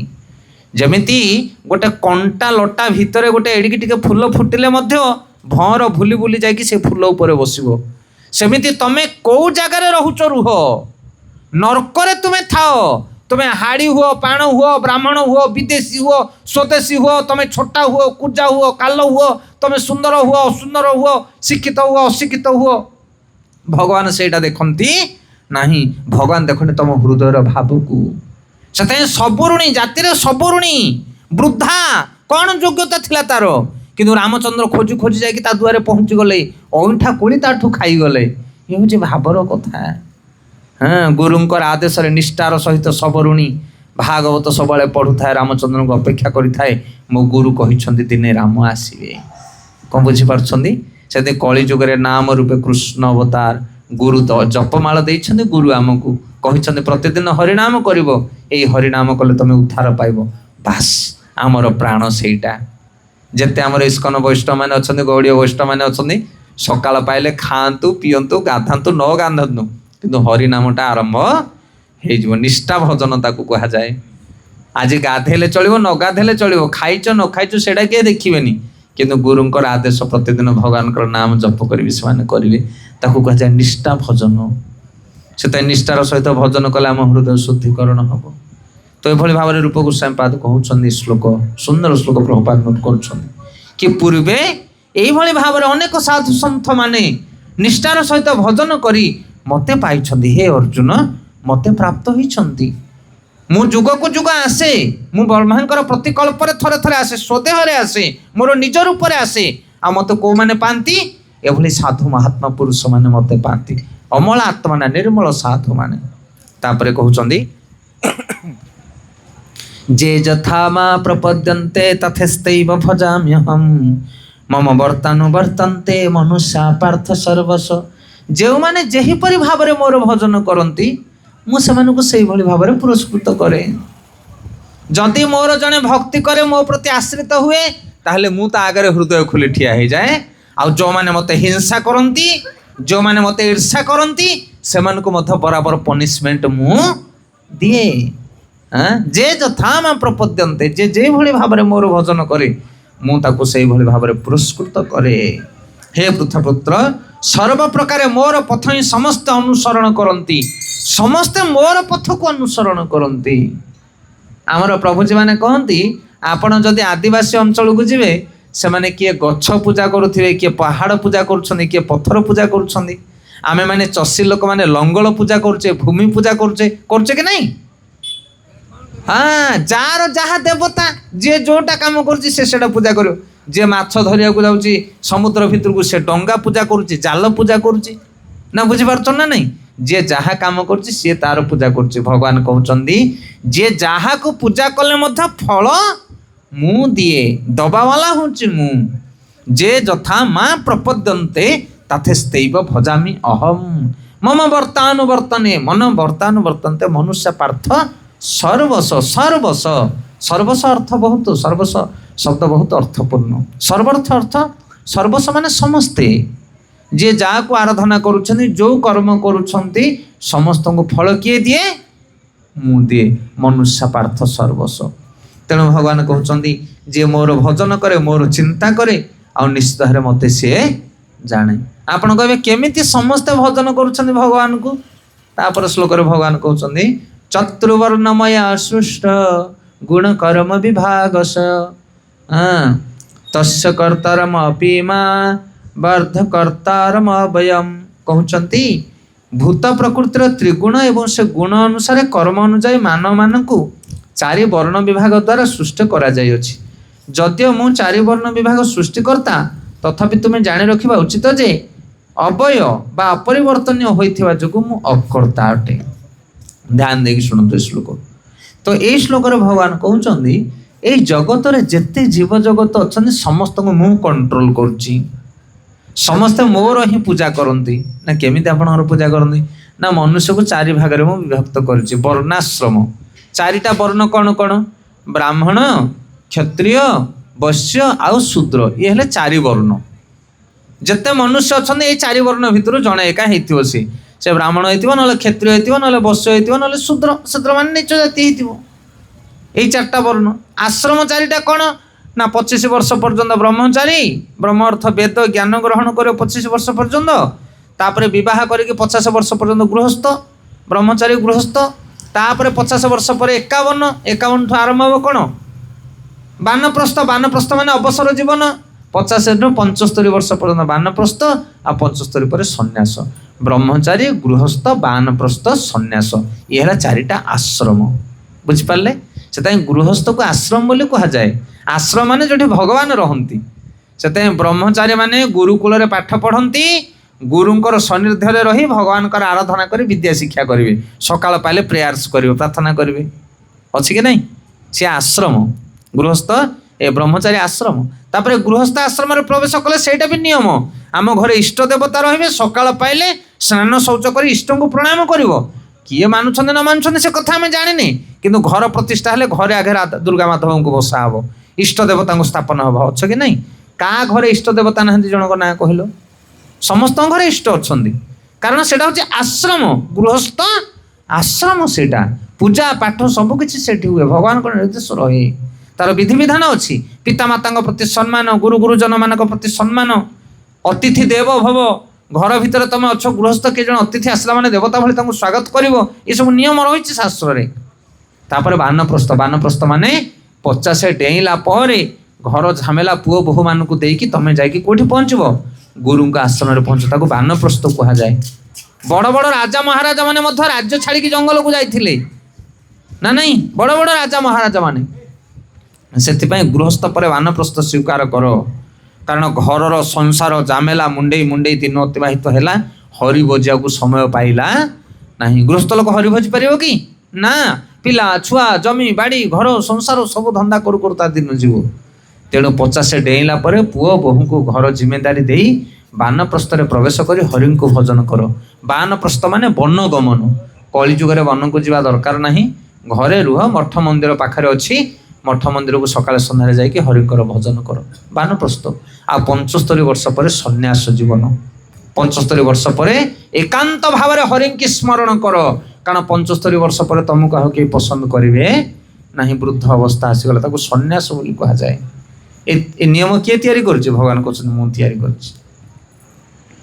ब्रह्मचारी समय वेद रे मोर ज्ञान पढ़िबो गृहस्थ समय मते केन्द्र बिंदु कर जीवन अतिबाहित करिवो बानप्रस्थ समय आसिले घर द्वार छाड़ी जाकि ऋषि आश्रम रे रहिबो गुरुंकर सानिध्य मोर भजन करिवो आ सन्यास आश्रम रे मते चिंता करी करी प्राण त्याग करिवो अंत काले च मामेव स्मरण मुक्ता कले वर ज प्रयाति समत भाव जात्री तत्र ना संशय। हे अर्जुन अंत समय मोरी भजन करिवो कोन बुझी पारले चारिटाक वर्ण रे मोरी भजन चारिटाक आश्रम रे मोरी भजन मु तैयारी करछे सिस्टम से जगत रे ब्राह्मण हो क्षत्रिय हो वैश्य हो शूद्र हो समस्त मोरी भजन करेंगे मोर चिंता करेंगे मो पाई जीवन निर्वाह करेंगे मो नियम को पालन करेंगे ए सब नियम को पालन कले मु तांको पुरस्कृत करी जी नियम को पालन न करिवो ताको दंड मु देवी मु पुरस्कृत करी से कहते चतुर्वर्ण माया सृष्ट गुण कर्म विभाग मु तैयारी करछे चारटा वर्ण। ତେଣୁ ଅର୍ଜୁନ କହୁଛନ୍ତି ହେ ଅର୍ଜୁନ ତମେ ପରା କ୍ଷତ୍ରିୟ, ତମର କର୍ମ ହେଉଛି ମୋ ପାଇଁ ଯୁଦ୍ଧ କର। କାହା ପାଇଁ? ମୋ ପାଇଁ, ଧର୍ମ ପାଇଁ ଯୁଦ୍ଧ କର। ଏମାନେ ଅଧର୍ମୀ, ଏମାନେ ଆତତାୟୀ, ଏମାନେ ଅସୁର, ଏମାନଙ୍କୁ ମାର ତୁମେ। କ୍ଷତ୍ରିୟର ଧର୍ମ ହେଲା ଅଧର୍ମୀ ମାନଙ୍କୁ ବିନାଶ କରିବ। କ୍ଷତ୍ରିୟ ଧର୍ମର ଯୁଦ୍ଧ କରିବ। ତୁମେ ରାଜ୍ୟ ପାଇବା ପାଇଁ ଯୁଦ୍ଧ କର ନା, ତୁମେ କ'ଣ ପାଇଁ ଯୁଦ୍ଧ କର? ତୁମ କର୍ତ୍ତବ୍ୟ ପାଇଁ ତୁମେ ଯୁଦ୍ଧ କର। ଏ ଜ୍ଞାନ ଦେଉଛନ୍ତି ଭଗବାନ। କହୁଛନ୍ତି ତେଣୁ ଯିଏ ଯେମିତି କର୍ମ କରିବ ସେ ସେଇଭଳି ଭାବରେ ଫଳ ପାଇବ। ହେ ଅର୍ଜୁନ, ଏ ଜଗତରେ ସମସ୍ତେ ମୋର ଭଜନ କରନ୍ତି ଆଉ ମୁଁ ସମସ୍ତଙ୍କୁ ଫଳ ପ୍ରଦାନ କରେ, କିନ୍ତୁ ମୁଁ କୋଉଥିରେ ଲୁପ୍ତ ରହେ ନାହିଁ। ମୁଁ ଏଇ କର୍ମଠାରୁ ଉର୍ଦ୍ଧ୍ୱରେ। ହରେ କୃଷ୍ଣ। ଗୋଟେ ପିଲା ଜନ୍ମ ହେଲେ 25 ବର୍ଷ ପର୍ଯ୍ୟନ୍ତ ସେ ହେବ ବ୍ରହ୍ମଚାରୀ, ତାପରେ 25 ହେଲେ ତାକୁ ବାହାସାହା କରାଇବେ, ପ୍ରାପ୍ତ ବୟସ ହେଲା ଝିଅର ପୁଅର, ତାପରେ ବୃଦ୍ଧ ହେଲେ ଘର ଦ୍ୱାରା ଛାଡ଼ିକି ବନକୁ ଯିବ, ତାପରେ ମୃତ୍ୟୁବରଣ କରିବ। କିନ୍ତୁ ଭଗବାନ କହୁଛନ୍ତି ମୁଁ ଅପରିବର୍ତ୍ତନୀୟ। ମୁଁ ପିଲା ନୁହଁ କି ମୁଁ ବୁଢ଼ା ନୁହଁ, ମୁଁ ଯୁବକ ବି ନୁହଁ, ମୁଁ ବ୍ରହ୍ମଚାରୀ ନୁହଁ କି ମୁଁ ସନ୍ନ୍ୟାସ ନୁହଁ, ମୁଁ ହେଉଛି ଅପରିବର୍ତ୍ତନୀୟ। ମୁଁ ସବୁବେଳେ ସମାନ ଭାବରେ ରହେ, ମୋର ପରିବର୍ତ୍ତନ ନାହିଁ। ସେଥିପାଇଁ ଅଜେୟ ମୁଁ ଅଜନ୍ମା, ମୋତେ କୌଣସି କର୍ମ ବାନ୍ଧି ପାରେ ନା। ତାପରେ ଶ୍ଲୋକରେ ଭଗବାନ କହୁଛନ୍ତି ନ ମା କର୍ମାଣି ଲିପନ୍ତି ନ ମା ପରମ ଫଳେ ସ୍ପୃହା ଇତି ମା ଯ ଅଭିଜାନାତି କର୍ମ ଭିନ୍ନ ସବଧ୍ୟତେ। କହିଲେ ନ ମା କର୍ମାଣି ଲିପ୍ୟନ୍ତି, ମୁଁ କୌଣସି କର୍ମରେ ଲିପ୍ତ ହୁଏ ନା। ନ ମେ କର୍ମ ଫଳେ ସ୍ପୃହା, ମୋର କୌଣସି କର୍ମଫଳ ଦରକାର ନାହିଁ। ଇତିମତ୍ୱା, ଏଇଭଳି ଭାବରେ ଯିଏ ମୋତେ ଜାଣେ ସିଏ ମଧ୍ୟ କର୍ମ ବନ୍ଧନରେ ବାନ୍ଧି ହୁଏ ନା। ଇଏ ବଡ଼ ଗମ୍ଭୀର କଥା ଆଜ୍ଞା। ଆମେମାନେ କର୍ମ କରୁଛେ, ତାର ଫଳ ଭୋଗ କରୁଛେ। ପାପ କର୍ମ କଲେ ଦୁଃଖ ପାଉଛେ, ପୁଣ୍ୟ କର୍ମ କଲେ ସୁଖ ପାଉଛେ। କିନ୍ତୁ ଭଗବାନ କହୁଛନ୍ତି ମୋର କୌଣସି କର୍ମ କରିବାର ନାହିଁ ଏ ଜଗତରେ। ମୁଁ ହେଉଛି ଅକର୍ମା, ମୁଁ କୌଣସି କର୍ମ କରିବି ନାହିଁ, କର୍ମ ମୋତେ ବାନ୍ଧି ପାରିବ ନାହିଁ। ତାହେଲେ ଆପଣ କହିବେ ଆପଣ ତ କେତେ କର୍ମ କରୁଛନ୍ତି, କେମିତି କହୁଛନ୍ତି କର୍ମ କରୁନାହାନ୍ତି? ଭଗବାନ ତ ବିଭିନ୍ନ ପ୍ରକାର କର୍ମ କରୁଛନ୍ତି, କର୍ମ କେମିତି କରୁନାହାନ୍ତି? ନା ଲୋକ ଶିକ୍ଷା ପାଇଁ ସେ କର୍ମ କରନ୍ତି। କ'ଣ ବୁଝିପାରିଲେ କି ନାହିଁ? ଭଗବାନ କ'ଣ ପାଇଁ କର୍ମ କରନ୍ତି? ଲୋକ ଶିକ୍ଷା ପାଇଁ। ଯେମିତି ଉଦାହରଣ ସ୍ୱରୂପ ଆପଣଙ୍କ ଗାଁରେ ଡ୍ରାମା ହେଉଛି ନା ନାହିଁ? କେବେ ନାଚ ହେଉଛି? ନାଚରେ ମଧ୍ୟ ନାଚ ପେଣ୍ଡାଲ ଉପରେ ସେମାନେ ମାରାମାରି ହୁଅନ୍ତି, ଗାଳି ଦିଆ ହୁଅନ୍ତି, ଝଗଡ଼ା ହୁଅନ୍ତି। କିନ୍ତୁ ସେମାନେ ଯେଉଁ ଝଗଡ଼ା ହୁଅନ୍ତି ପୋଲିସ ଆସି ତାକୁ ବାନ୍ଧି ନିଏ କି? କାହିଁ ବାନ୍ଧେନି? ଆଉ ତମେ ଗାଁରେ ଝଗଡ଼ା ହେଲେ ପୋଲିସ ବାସ, ସେମାନେ କାହିଁ ଝଗଡ଼ା ହେଲେ ପୋଲିସ ଆସୁନି? କାରଣ ସେମାନେ ଅସଲି ଝଗଡ଼ା କରନ୍ତି ନାହିଁ, ସେମାନେ ଆକ୍ଟିଂ କରିକି ତମକୁ ଦେଖାନ୍ତି। ସେଥିପାଇଁ ଭଗବାନ ଯେତେବେଳେ ଆସନ୍ତି ଏ ଜଗତରେ ସେ କ'ଣ କରନ୍ତି ନା ଲୀଳା କରନ୍ତି, ରୋଲ କରନ୍ତି, ଆକ୍ଟିଂ କରନ୍ତି। ତାଙ୍କର କେହି ଶତ୍ରୁ ନାହିଁ କି କେହି ମିତ୍ର ନାହିଁ। ରାବଣ ଆଉ ରାମ ଯୁଦ୍ଧ କରୁଛନ୍ତି। ରାବଣ କିଏ? ଆଏ ରାବଣ ପରା ଜୟ ବିଜୟ, ରାବଣ କୁମ୍ଭକର୍ଣ୍ଣ, ଆଉ ଇଏ ପରା ଭଗବାନ ହେଉଛନ୍ତି ଭଗବାନ ବିଷ୍ଣୁ ସ୍ୱୟଂ। ଏମାନେ ଆସିଛନ୍ତି ଦୁଇ ଜଣ ଯାକ ଲୀଳା କରିବା ପାଇଁ, ତାକୁ ପଠେଇଛନ୍ତି ବୀର୍ୟ ରସକୁ ଆସ୍ୱାଦନ କରିବା ପାଇଁ। ଭଗବାନ ଆସିଛନ୍ତି ତୁ ରାବଣ ହେଇକି ଜନ୍ମ ହବୁ, ମୁଁ ରାମ ହେଇକି ଜନ୍ମ ହେବି। ଲକ୍ଷ୍ମୀ ଯିବେ ସୀତାମାତା ରୂପକୁ ଧାରଣ କରିବେ। ଲକ୍ଷ୍ମୀ କି କିଏ ଛୁଇଁ ପାରିଲାଣି? ହରଣ କରିବା କଥା ଛାଡ଼, ଲକ୍ଷ୍ମୀ କି କିଏ ଛୁଇଁ ପାରିବ ଏ ଜଗତରେ? ତାଙ୍କୁ ଟଚ୍ କଲା ଭଳି କାହାର ଶକ୍ତି ନାହିଁ। ଇଏ ସୀତାମାତା କେବଳ ଛଦ୍ମ ରୂପରେ ଆସିଛନ୍ତି ନା ନାହିଁ? ଆପଣମାନେ ସେ କଥା ଜାଣିଥିବେ। ସେଥିପାଇଁ ଭଗବାନ ଏ ଜଗତରେ ଆସିକି ଲୀଳା କରନ୍ତି। ଆଉ ଯିଏ ଲୀଳା କରନ୍ତି ତାଙ୍କୁ କର୍ମଫଳ କେମିତି ବନ୍ଧିବାକୁ ପଡ଼ିବ? କେହି ବାନ୍ଧି ପାରିବେ ନାହିଁ ତାଙ୍କୁ। ସେଥିପାଇଁ ଭଗବାନ କହୁଛନ୍ତି ଯେ ଯିଏ ମୋର ଏଇ ସିକ୍ରେଟକୁ ଜାଣେ, ଯିଏ ଜାଣେ ଯେ ମୁଁ କୌଣସି କର୍ମଫଳ ଭୋଗ କରେ ନା, ମୁଁ ହେଉଛି ମୁକ୍ତ ପୁରୁଷ, ମୁଁ ହେଉଛି ଦିବ୍ୟ ଆତ୍ମା, ଯିଏ ଜାଣେ ସିଏ ମଧ୍ୟ କର୍ମଫଳରେ ବାନ୍ଧି ହୁଏ ନା। କାହିଁକି? କାରଣ ସେ ମୋ ପାଇଁ କର୍ମ କରେ। ଡିପାର୍ଟମେଣ୍ଟ ଆମର ଗୋଟେ, ହରିବୋଲ। ଆମେ ଯେମିତି ଲୀଳା କରୁ ଭକ୍ତମାନେ ବି ସେମିତି ଲୀଳା କରେ। ଭକ୍ତମାନେ ମଧ୍ୟ ତାଙ୍କର କୌଣସି ଇଣ୍ଟରେଷ୍ଟ ନଥାଏ। କିଏ ମାନ ସମ୍ମାନ ଦଉ, କିଏ ନିନ୍ଦା କରୁ, କିଏ ଭଲ କହୁ, କିଏ ମନ୍ଦ କହୁ। ଯୁଧିଷ୍ଠିର ମହାରାଜଙ୍କର ସେମ୍ ଲୀଳା। ସେ କ'ଣ କରୁଛନ୍ତି? ପାଣ୍ଡବମାନଙ୍କୁ, କୌରବମାନଙ୍କୁ ସାହାଯ୍ୟ କରୁଛନ୍ତି। ଆରେ କୌରବମାନେ ତମର ତ ଚେର କାଟୁଛନ୍ତି, ତମକୁ ମାରିବା ପାଇଁ ଚେଷ୍ଟା କରନ୍ତୁ, ସେଥିରେ ଆମର କିଛି ଯାଏ ଆସେ ନା। ଆମର ସେମାନେ ଭାଇ ପ୍ରତି ଯାହା କର୍ତ୍ତବ୍ୟ ଆମେ ସେଇଟା କରିବା। ତେଣିକି ସେମାନେ ଆମକୁ ଭଲ ପାଆନ୍ତୁ କିମ୍ବା ନିନ୍ଦା କରନ୍ତୁ। এইଭଳି କିଏ କରିପାରିବ ଏ ଜଗତରେ? ମୋତେ କହିଲ, କିଏ କରିପାରିବ କି? ନା। କର୍ମାଣି ବା ଅଧିକାରସ୍ତୁ ମା ଫଳେଷୁ କଦାଚନ। ଭଗବାନ କହୁଛନ୍ତି କର୍ମ କରିବାର ଅଧିକାର ତମର ଅଛି, କିନ୍ତୁ ଫଳ ପାଇବାର ଅଧିକାର ତମର ନାହିଁ। ମୁଁ ଦେବି ଫଳ ତମକୁ। 5ଟା ଗଛ ଲଗେଇବ ତମେ, 5ଟା ବଞ୍ଚିବ ବୋଲି ଗ୍ୟାରେଣ୍ଟି ଦେବ ତମେ? ଗଛ 5ଟା ତମେ ଲଗେଇବ, ବଞ୍ଚିବ ବୋଲି ଗ୍ୟାରେଣ୍ଟି ଦେଇପାରିବ କି? ଗ୍ୟାରେଣ୍ଟି କିଏ ଦେବ? ଉପରବାଲା ଦେବ। सी जोटा को बचाओ से 100% बचो आ सी जोटा को मार तुम 1000 चेष्टा कले बचे पार ना आप कहीं बचे पारे आ तुम पुटे जन्म हो अकाल मर जाऊँ बचाई रखुन कहीं छाड़ दौ तुम्हें हरि बोल विचार करूँ आपण मैंने कह कथा जहाँ मारिया चेष्टा करो सी मरबनी आ रक्षापी चेष्टा करो सी रहा रखे हरि मारे के मारे हरि तो रखे किए सीधा सीधा कथा आज्ञा आपण चेष्टा कर रखिदेवे क्या केते जन रखिले ना कौन से भगवान कहते कहते जे मु हूँ कर्मा मोर कौन प्रकार कर्म नहीं मु मुक्त पुरुष ए जगतर समस्त कर्म फल मु प्रदान करे। तापर श्लोक नंबर 15 कहते एवं ज्ञाता कृत कर्म पूर्वेरपि मुमुक्षुभिः कुरु कर्म वे तस्मात् पूर्वे पूर्वतर कृतम। पूरा काल रे मुक्त महाजन गण यह भल रूपे जानी तद अनुजाई कर्म कर जाइछन्ति एवं परिमाण तो मुक्ति लाभ करिछन्ति। तेणु सही पूर्व महाजन मानक परि तुमे एही दिव्य चेतना रे तुमर कर्तव्य संपादन करबा उचित। तो पूरा काल रे एही चेतना रे रही महाजन माने कर्म करछन जेमिति युधिष्ठिर महाराजक कथा आमे कहूचे से माने एभली कर्म करिछन्ति से माने तांको कर्म करि दियंती।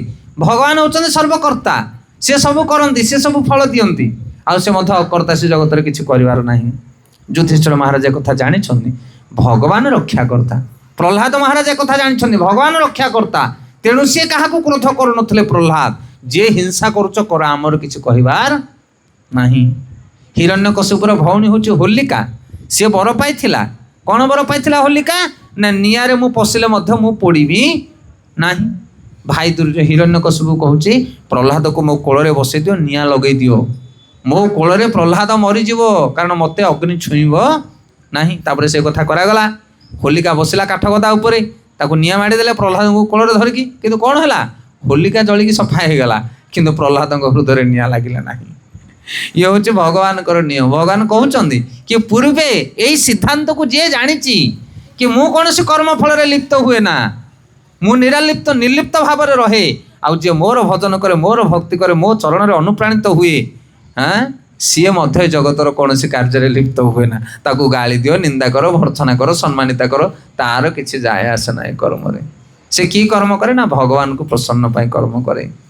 तो प्रहलाद ध्रुव अम्बरीश महाराज युधिष्ठिर महाराज आदि महान महान व्यक्ति माने भगवान को ऊपर आश्रित रही से भले कार्य कर जगत उद्धार पाई जाइछन्ते आज्ञा। आ जदि आमे सेमिति कार्य करिबा आमे भी उद्धार पाई जा ए सत्य कथा ए बहुत गंभीर कथा ये भागवत गीता रे दिया जाइथवा निचोड़ जिंस ये दिव्य ज्ञान कथा आमे श्रवण करूचे। हिंसा काम क्रोध कौन चली कूट कापट्य जगत रे मरा मरी हणा हणी आत्महत्या विष खिया दौड़ी दिया ड्राइभर्स कौन न चली कूट कापट्य छंद कपट ये कौन पाई एते यात्रा आज्ञा हरि बोल। हाँ पवनटा बंद हो गले किए नुहे कହାର केतगले कार पवन बंद हम ठिकना नहीं किंतु तथापि जेपर्यंत रक्त मांस चलती से पर्यंत केते कौन कर पकाउछि मनुष्य। गोटे क्षण भितर जगत रू तुम उद्धार हो पार गोटे क्षण भितर जदि भगवान को चरण में शरण जीव हे प्रभु तुम्हें रक्षा करता तुम्हें पालन करता जहाँ कर तुम्हें कर तुम बिना मुझे किसी जानी। हाँ यही भाया आस्था आम बचा दरकार। भगवान कहते एमती कर्म करी ए जगतर लोक मैंने उद्धार पाई। तापर भगवान कहते कि कर्म किम कर्मेति कवय अपत्र मोहिता तत्ते कर्म प्रवक्ष्यामि जद ज्ञाता मोक्षे अशुभात्। 16 नंबर श्लोक कहते कर्म कौन अकर्म कौन अति बुद्धिमान लोक मैंने मध्य स्थिर करि पारंती नहीं। वर्तमान तुमको यही कर्म संबंध में भल भाव कहबी जहाँ जानिले तुम समस्त प्रकार पाप कर्म प्रतिक्रिया मुक्त हो। से एमिति कर्म कर निर्लिप्त भाव में कर्म जो कर्म कला पर तुमको फल भोग करिया को पड़िबो नाही ताकू कहे सबठारु श्रेष्ठ कर्म। किंतु आमे जो कर्म करुचे से कर्म भितर अनेक प्रकार डिजायर्स रही अभिमान रही आशा रही आकांक्षा रही से आमे कर्म बंधन रे फसुचे। मु जहाँ करुचे तार फल मते मिलवा दरकार सांगे सांगे। आपण गोटे भल कामटे कले लोक तुमको सम्मानित करा दरकार। अरे एत परिश्रम करके कामटा कले मते कहीं पचारे अरे बोलो आ पचारे कौन पचारिया वाला तो पचारे तुम किए पचारे फुलमाला लगी तुमको चेयर बसले तुम जान ना कौन हाँ जहाँ मुझे गोटे कामटे कली मत गोटे ଫୁଲମାଳ ଦେଲେ, ସେମିତି ନୁହେଁ ଆଜ୍ଞା। ସେଥିପାଇଁ ଏଠି ଭଗବାନ କହୁଛନ୍ତି କି କର୍ମ କ'ଣ, ଅକର୍ମ କ'ଣ, ବିକର୍ମ କ'ଣ, ଆକୁ ଜାଣିବା ବଡ଼ କଠିନ କଥା। ଯିଏ ଏଇ କର୍ମ ବିଷୟରେ ଜାଣେ ସେ କର୍ମ ବନ୍ଧନରୁ ଉଦ୍ଧାର ପାଇଯାଏ। ଆମର ଡିମାଣ୍ଡ ରହୁଛି, ଆଶା ରହୁଛି। କିଏ ଜଣେ ଯଦି ରୋଷେଇ କରିଛି, ସ୍ତ୍ରୀ ଲୋକଟେ ଘରେ ରୋଷେଇ କରିଛି, ସ୍ୱାମୀ ଆସିକି ଖାଇଲା ପରେ କହୁଛି ହଁ ଏ ଭଲ ଲାଗିଲାନି ତରକାରୀ, ନା ହଁ ଭଲ ଲାଗିଲା ତ, ନା କାହିଁକି ଟିକେ କହିଲନି ଭଲ ଲାଗିଲା ବୋଲି, ହଁ ଏ ଘଣ୍ଟାଟେ ରାନ୍ଧିଲି ମୁଁ ଏତେ ସୁନ୍ଦର ସଜବାଜ କରି ଚିକଣ କରିକି, ଖାଇଦେଲ ଭଲ କିନି ପେଟ ପୁରିକି, ଟିକେ କହିଲ କି ନାହିଁ ହଁ ଭଲ ଲାଗିଲା ବୋଲି, ନା ହଉ ଭଲ ଲାଗିଲା, ନା ହଉ ଏରା ଖାଲି ମୁହଁ ସୁଆଗକୁ କହିବା କଥା। ତାମାନେ ଆମ ସମସ୍ତଙ୍କ ହୃଦୟରେ କିଛି ଅଭିଳାଷ ରହୁଛି। ମୁଁ କହିଲି, ମୁଁ କଲି ମାନେ ମୋତେ ଟିକେ ଲୋକ ସମ୍ମାନିତ କରିବା ଦରକାର। ଆମେ କର୍ମ କରୁଛେ ତା ଦେହରୁ ଫଳ ପାଇବା ପାଇଁ ଇଚ୍ଛା କରୁଛେ। କିଏ ଫଳ ନ ପାଇବା ପାଇଁ ଆଶା ନ ରଖି କର୍ମ କରୁଛି ଜଣଙ୍କ ନାଁ କହିଲ? ନାଇଁ ମୁଁ କର୍ମ କରୁଛି ମୋର ଫଳ ପାଇବା ପାଇଁ ଇଚ୍ଛା ନାହିଁ। କିଏ ଅଛି ଏମିତି ଗୋଟେ ଲୋକ ଜଗତରେ? ହଏ କର୍ମ କରିବା ପୂର୍ବରୁ ଆଗେ ଫଳ କଥା ଚିନ୍ତା କରୁଛନ୍ତି। ଏଇଠିକି ଗଲେ କେତେ ସେଲେରୀ, ସେଇଠିକି ଗଲେ କେତେ ସେଲେରୀ। ନା ନାଇଁ, କୋଉ ଧାନ ବିହନ ପକେଇଲେ ମାଣକେ କେତେ କଷ ଆସିବ, କ'ଣ ଆଜ୍ଞା ସେଇ ବିହନ ପକେଇବେ। ଯାଉଛନ୍ତି ନା ନାଇଁ ବିହନ କିଣିବା ପାଇଁ? କ'ଣ ଭଲ ଫଳିବଟି? କେତେ ଆସିବ କଷ? ଆରେ ଭାଇ ମୂଳରୁ ଧାନ ନେଇନୁ କିଣିକି, କିନ୍ତୁ ଇଏ କଷ କଥା ଆଗେ ଚିନ୍ତା କଲଣି କେତିକି ଫଳିବ। ଏଇ ସବୁ କର୍ମ ଚାଲିଛି ଜଗତରେ। ସେଥିପାଇଁ ଭଗବାନ କହୁଛନ୍ତି କର୍ମ କ'ଣ ଅକର୍ମ କ'ଣ ବଡ଼ ବଡ଼ ବୁଦ୍ଧିମାନ ଲୋକମାନେ ମଧ୍ୟ ବିଚାର କରିପାରନ୍ତି ନାହିଁ। କର୍ମଣା ଗହନା ଗତି, କର୍ମର ମୀମାଂସା ବଡ଼ ଜଟିଳ। କିଏ ଗୋଟେ କମେଣ୍ଟ କରିଥିଲା ମୋତେ ମୋର ୟୁଟ୍ୟୁବ୍ ଚ୍ୟାନେଲରେ, କହିଲା ଆଜ୍ଞା କର୍ମ ହିଁ ଭଗବାନ। ମୁଁ ଗୋଟେ ଲେକ୍ଚର କିଛି ଦେଇଥିଲି ସର୍ଟ ଭିଡ଼ିଓ, ତା ତଳେ ସେ ଲେଖିଛି ନାଇଁ କର୍ମ ହିଁ ଭଗବାନ। ମୁଁ ତାକୁ ପଠେଇ ଦେଇଛି। ମୁଁ କହିଲି ଆଚ୍ଛା କର୍ମ ଭଗବାନ ଯେ କି କର୍ମ ଭଗବାନ ରେ ବାପା? କୋଉ କର୍ମଟା ଭଗବାନ ତୁ ଜାଣିଛୁ? କ'ଣ ଛେଳି କାଟିବା ଭଗବାନ ନା କ'ଣ? ନା ଅନ୍ୟର ତଣ୍ଟି ଚିପିବା କର୍ମ ସେଟା ନା ନାଇଁ ମଧ୍ୟ? ପେଟ ପୋଷ ନାହିଁ ଦୋଷ। କୋଉ କର୍ମଟା ଭଗବାନ ଜାଣିଛୁ? ସେଥିପାଇଁ କର୍ମ ବିଷୟରେ ଜାଣ। କୋଉ କର୍ମ କଲେ ଭଗବାନ ପ୍ରସନ୍ନ ହେବେ? ଅକର୍ମେ ବାସୁଦେବ ପ୍ରୀତି, କର୍ମ କରିଲେ କ୍ଷୟ ଯାଆନ୍ତି। ଅକର୍ମ କ'ଣ? କର୍ମକୁ ନ ଜାଣି ଖାଲି କର୍ମ ହିଁ ଭଗବାନ ବୋଲି କହିଲେ ହବ ନାହିଁ। ପ୍ରକୃତରେ କର୍ମ ଭଗବାନ, କର୍ମ ଦ୍ୱାରା ଆମେ ଭଗବାନଙ୍କୁ ପାଇବା, ଏ ସୂତ୍ର ଏଠି ବର୍ଣ୍ଣନା କରାଯାଉଛି। ଭଗବାନ କହୁଛନ୍ତି ବଡ଼ ବଡ଼ ବୁଦ୍ଧିମାନ ଲୋକମାନେ ମଧ୍ୟ ଜାଣିପାରନ୍ତି ନାହିଁ କର୍ମ କ'ଣ ଆଉ ଅକର୍ମ କ'ଣ। ଆ ବିଷୟରେ ଆଉ ଗୋଟେ କଥା କହୁ, ଧ୍ୟାନ ଦେଇକି ଶୁଣୁ। ଆପଣମାନଙ୍କୁ କହିଥିଲି ବୋଧେ ବହୁତ ଦିନ ତଳେ, ଏଠି ସଂକୀର୍ତ୍ତନ ପାର୍ଟି ଆମେ ନେଇକି ଯାଇଛୁ ଗୋଟେ ଜାଗାକୁ। ସଂକୀର୍ତ୍ତନ ସେତେବେଳେ ଆମେ କରୁ ସଂକୀର୍ତ୍ତନ ହେଲେ ଅଟୋରେ ଯାଉ, ଚୈତନ୍ୟ ମହାପ୍ରଭୁଙ୍କୁ କାନ୍ଧେଇକି 4-5 ବସିବୁ, ଯାଇକି ଯୋଉଠି ସଂକୀର୍ତ୍ତନ ଆସିବ କଲ୍ କରିକି ଆସୁ। ହେଲେ ଦୈବାତ ଆମେ ଗୋଟେ ମାଳ ଜାଗାକୁ ଯାଇଛୁ, ମାନେ ଯୋଉଠି ଆଦିବାସୀ ଏରିଆ। କୀର୍ତ୍ତନ କରିକି ଆସିଲା ବେଳେ ସେଠି ସବୁ କ'ଣ ହୁଏ, ମହୁଲି ବିକ୍ରି ହୁଏ, ସବୁ ମହୁଲି ତିଆରି କରନ୍ତିନି କି? ହେଲେ ଆମର ଯେଉଁ ଅଟୋରେ ବସିଥିଲେ ସଂକୀର୍ତ୍ତନ ପାର୍ଟି ଜଣେ, ସେ ମୋତେ କହୁଛି ଆଜ୍ଞା ଟିକେ ଏଠି କାମ ଥିଲା। ମୁଁ କହିଲି କ'ଣ କାମ ଥିଲା ରେ? ଏଠି ମହୁଲି କିଣିବୁ ନା କ'ଣ?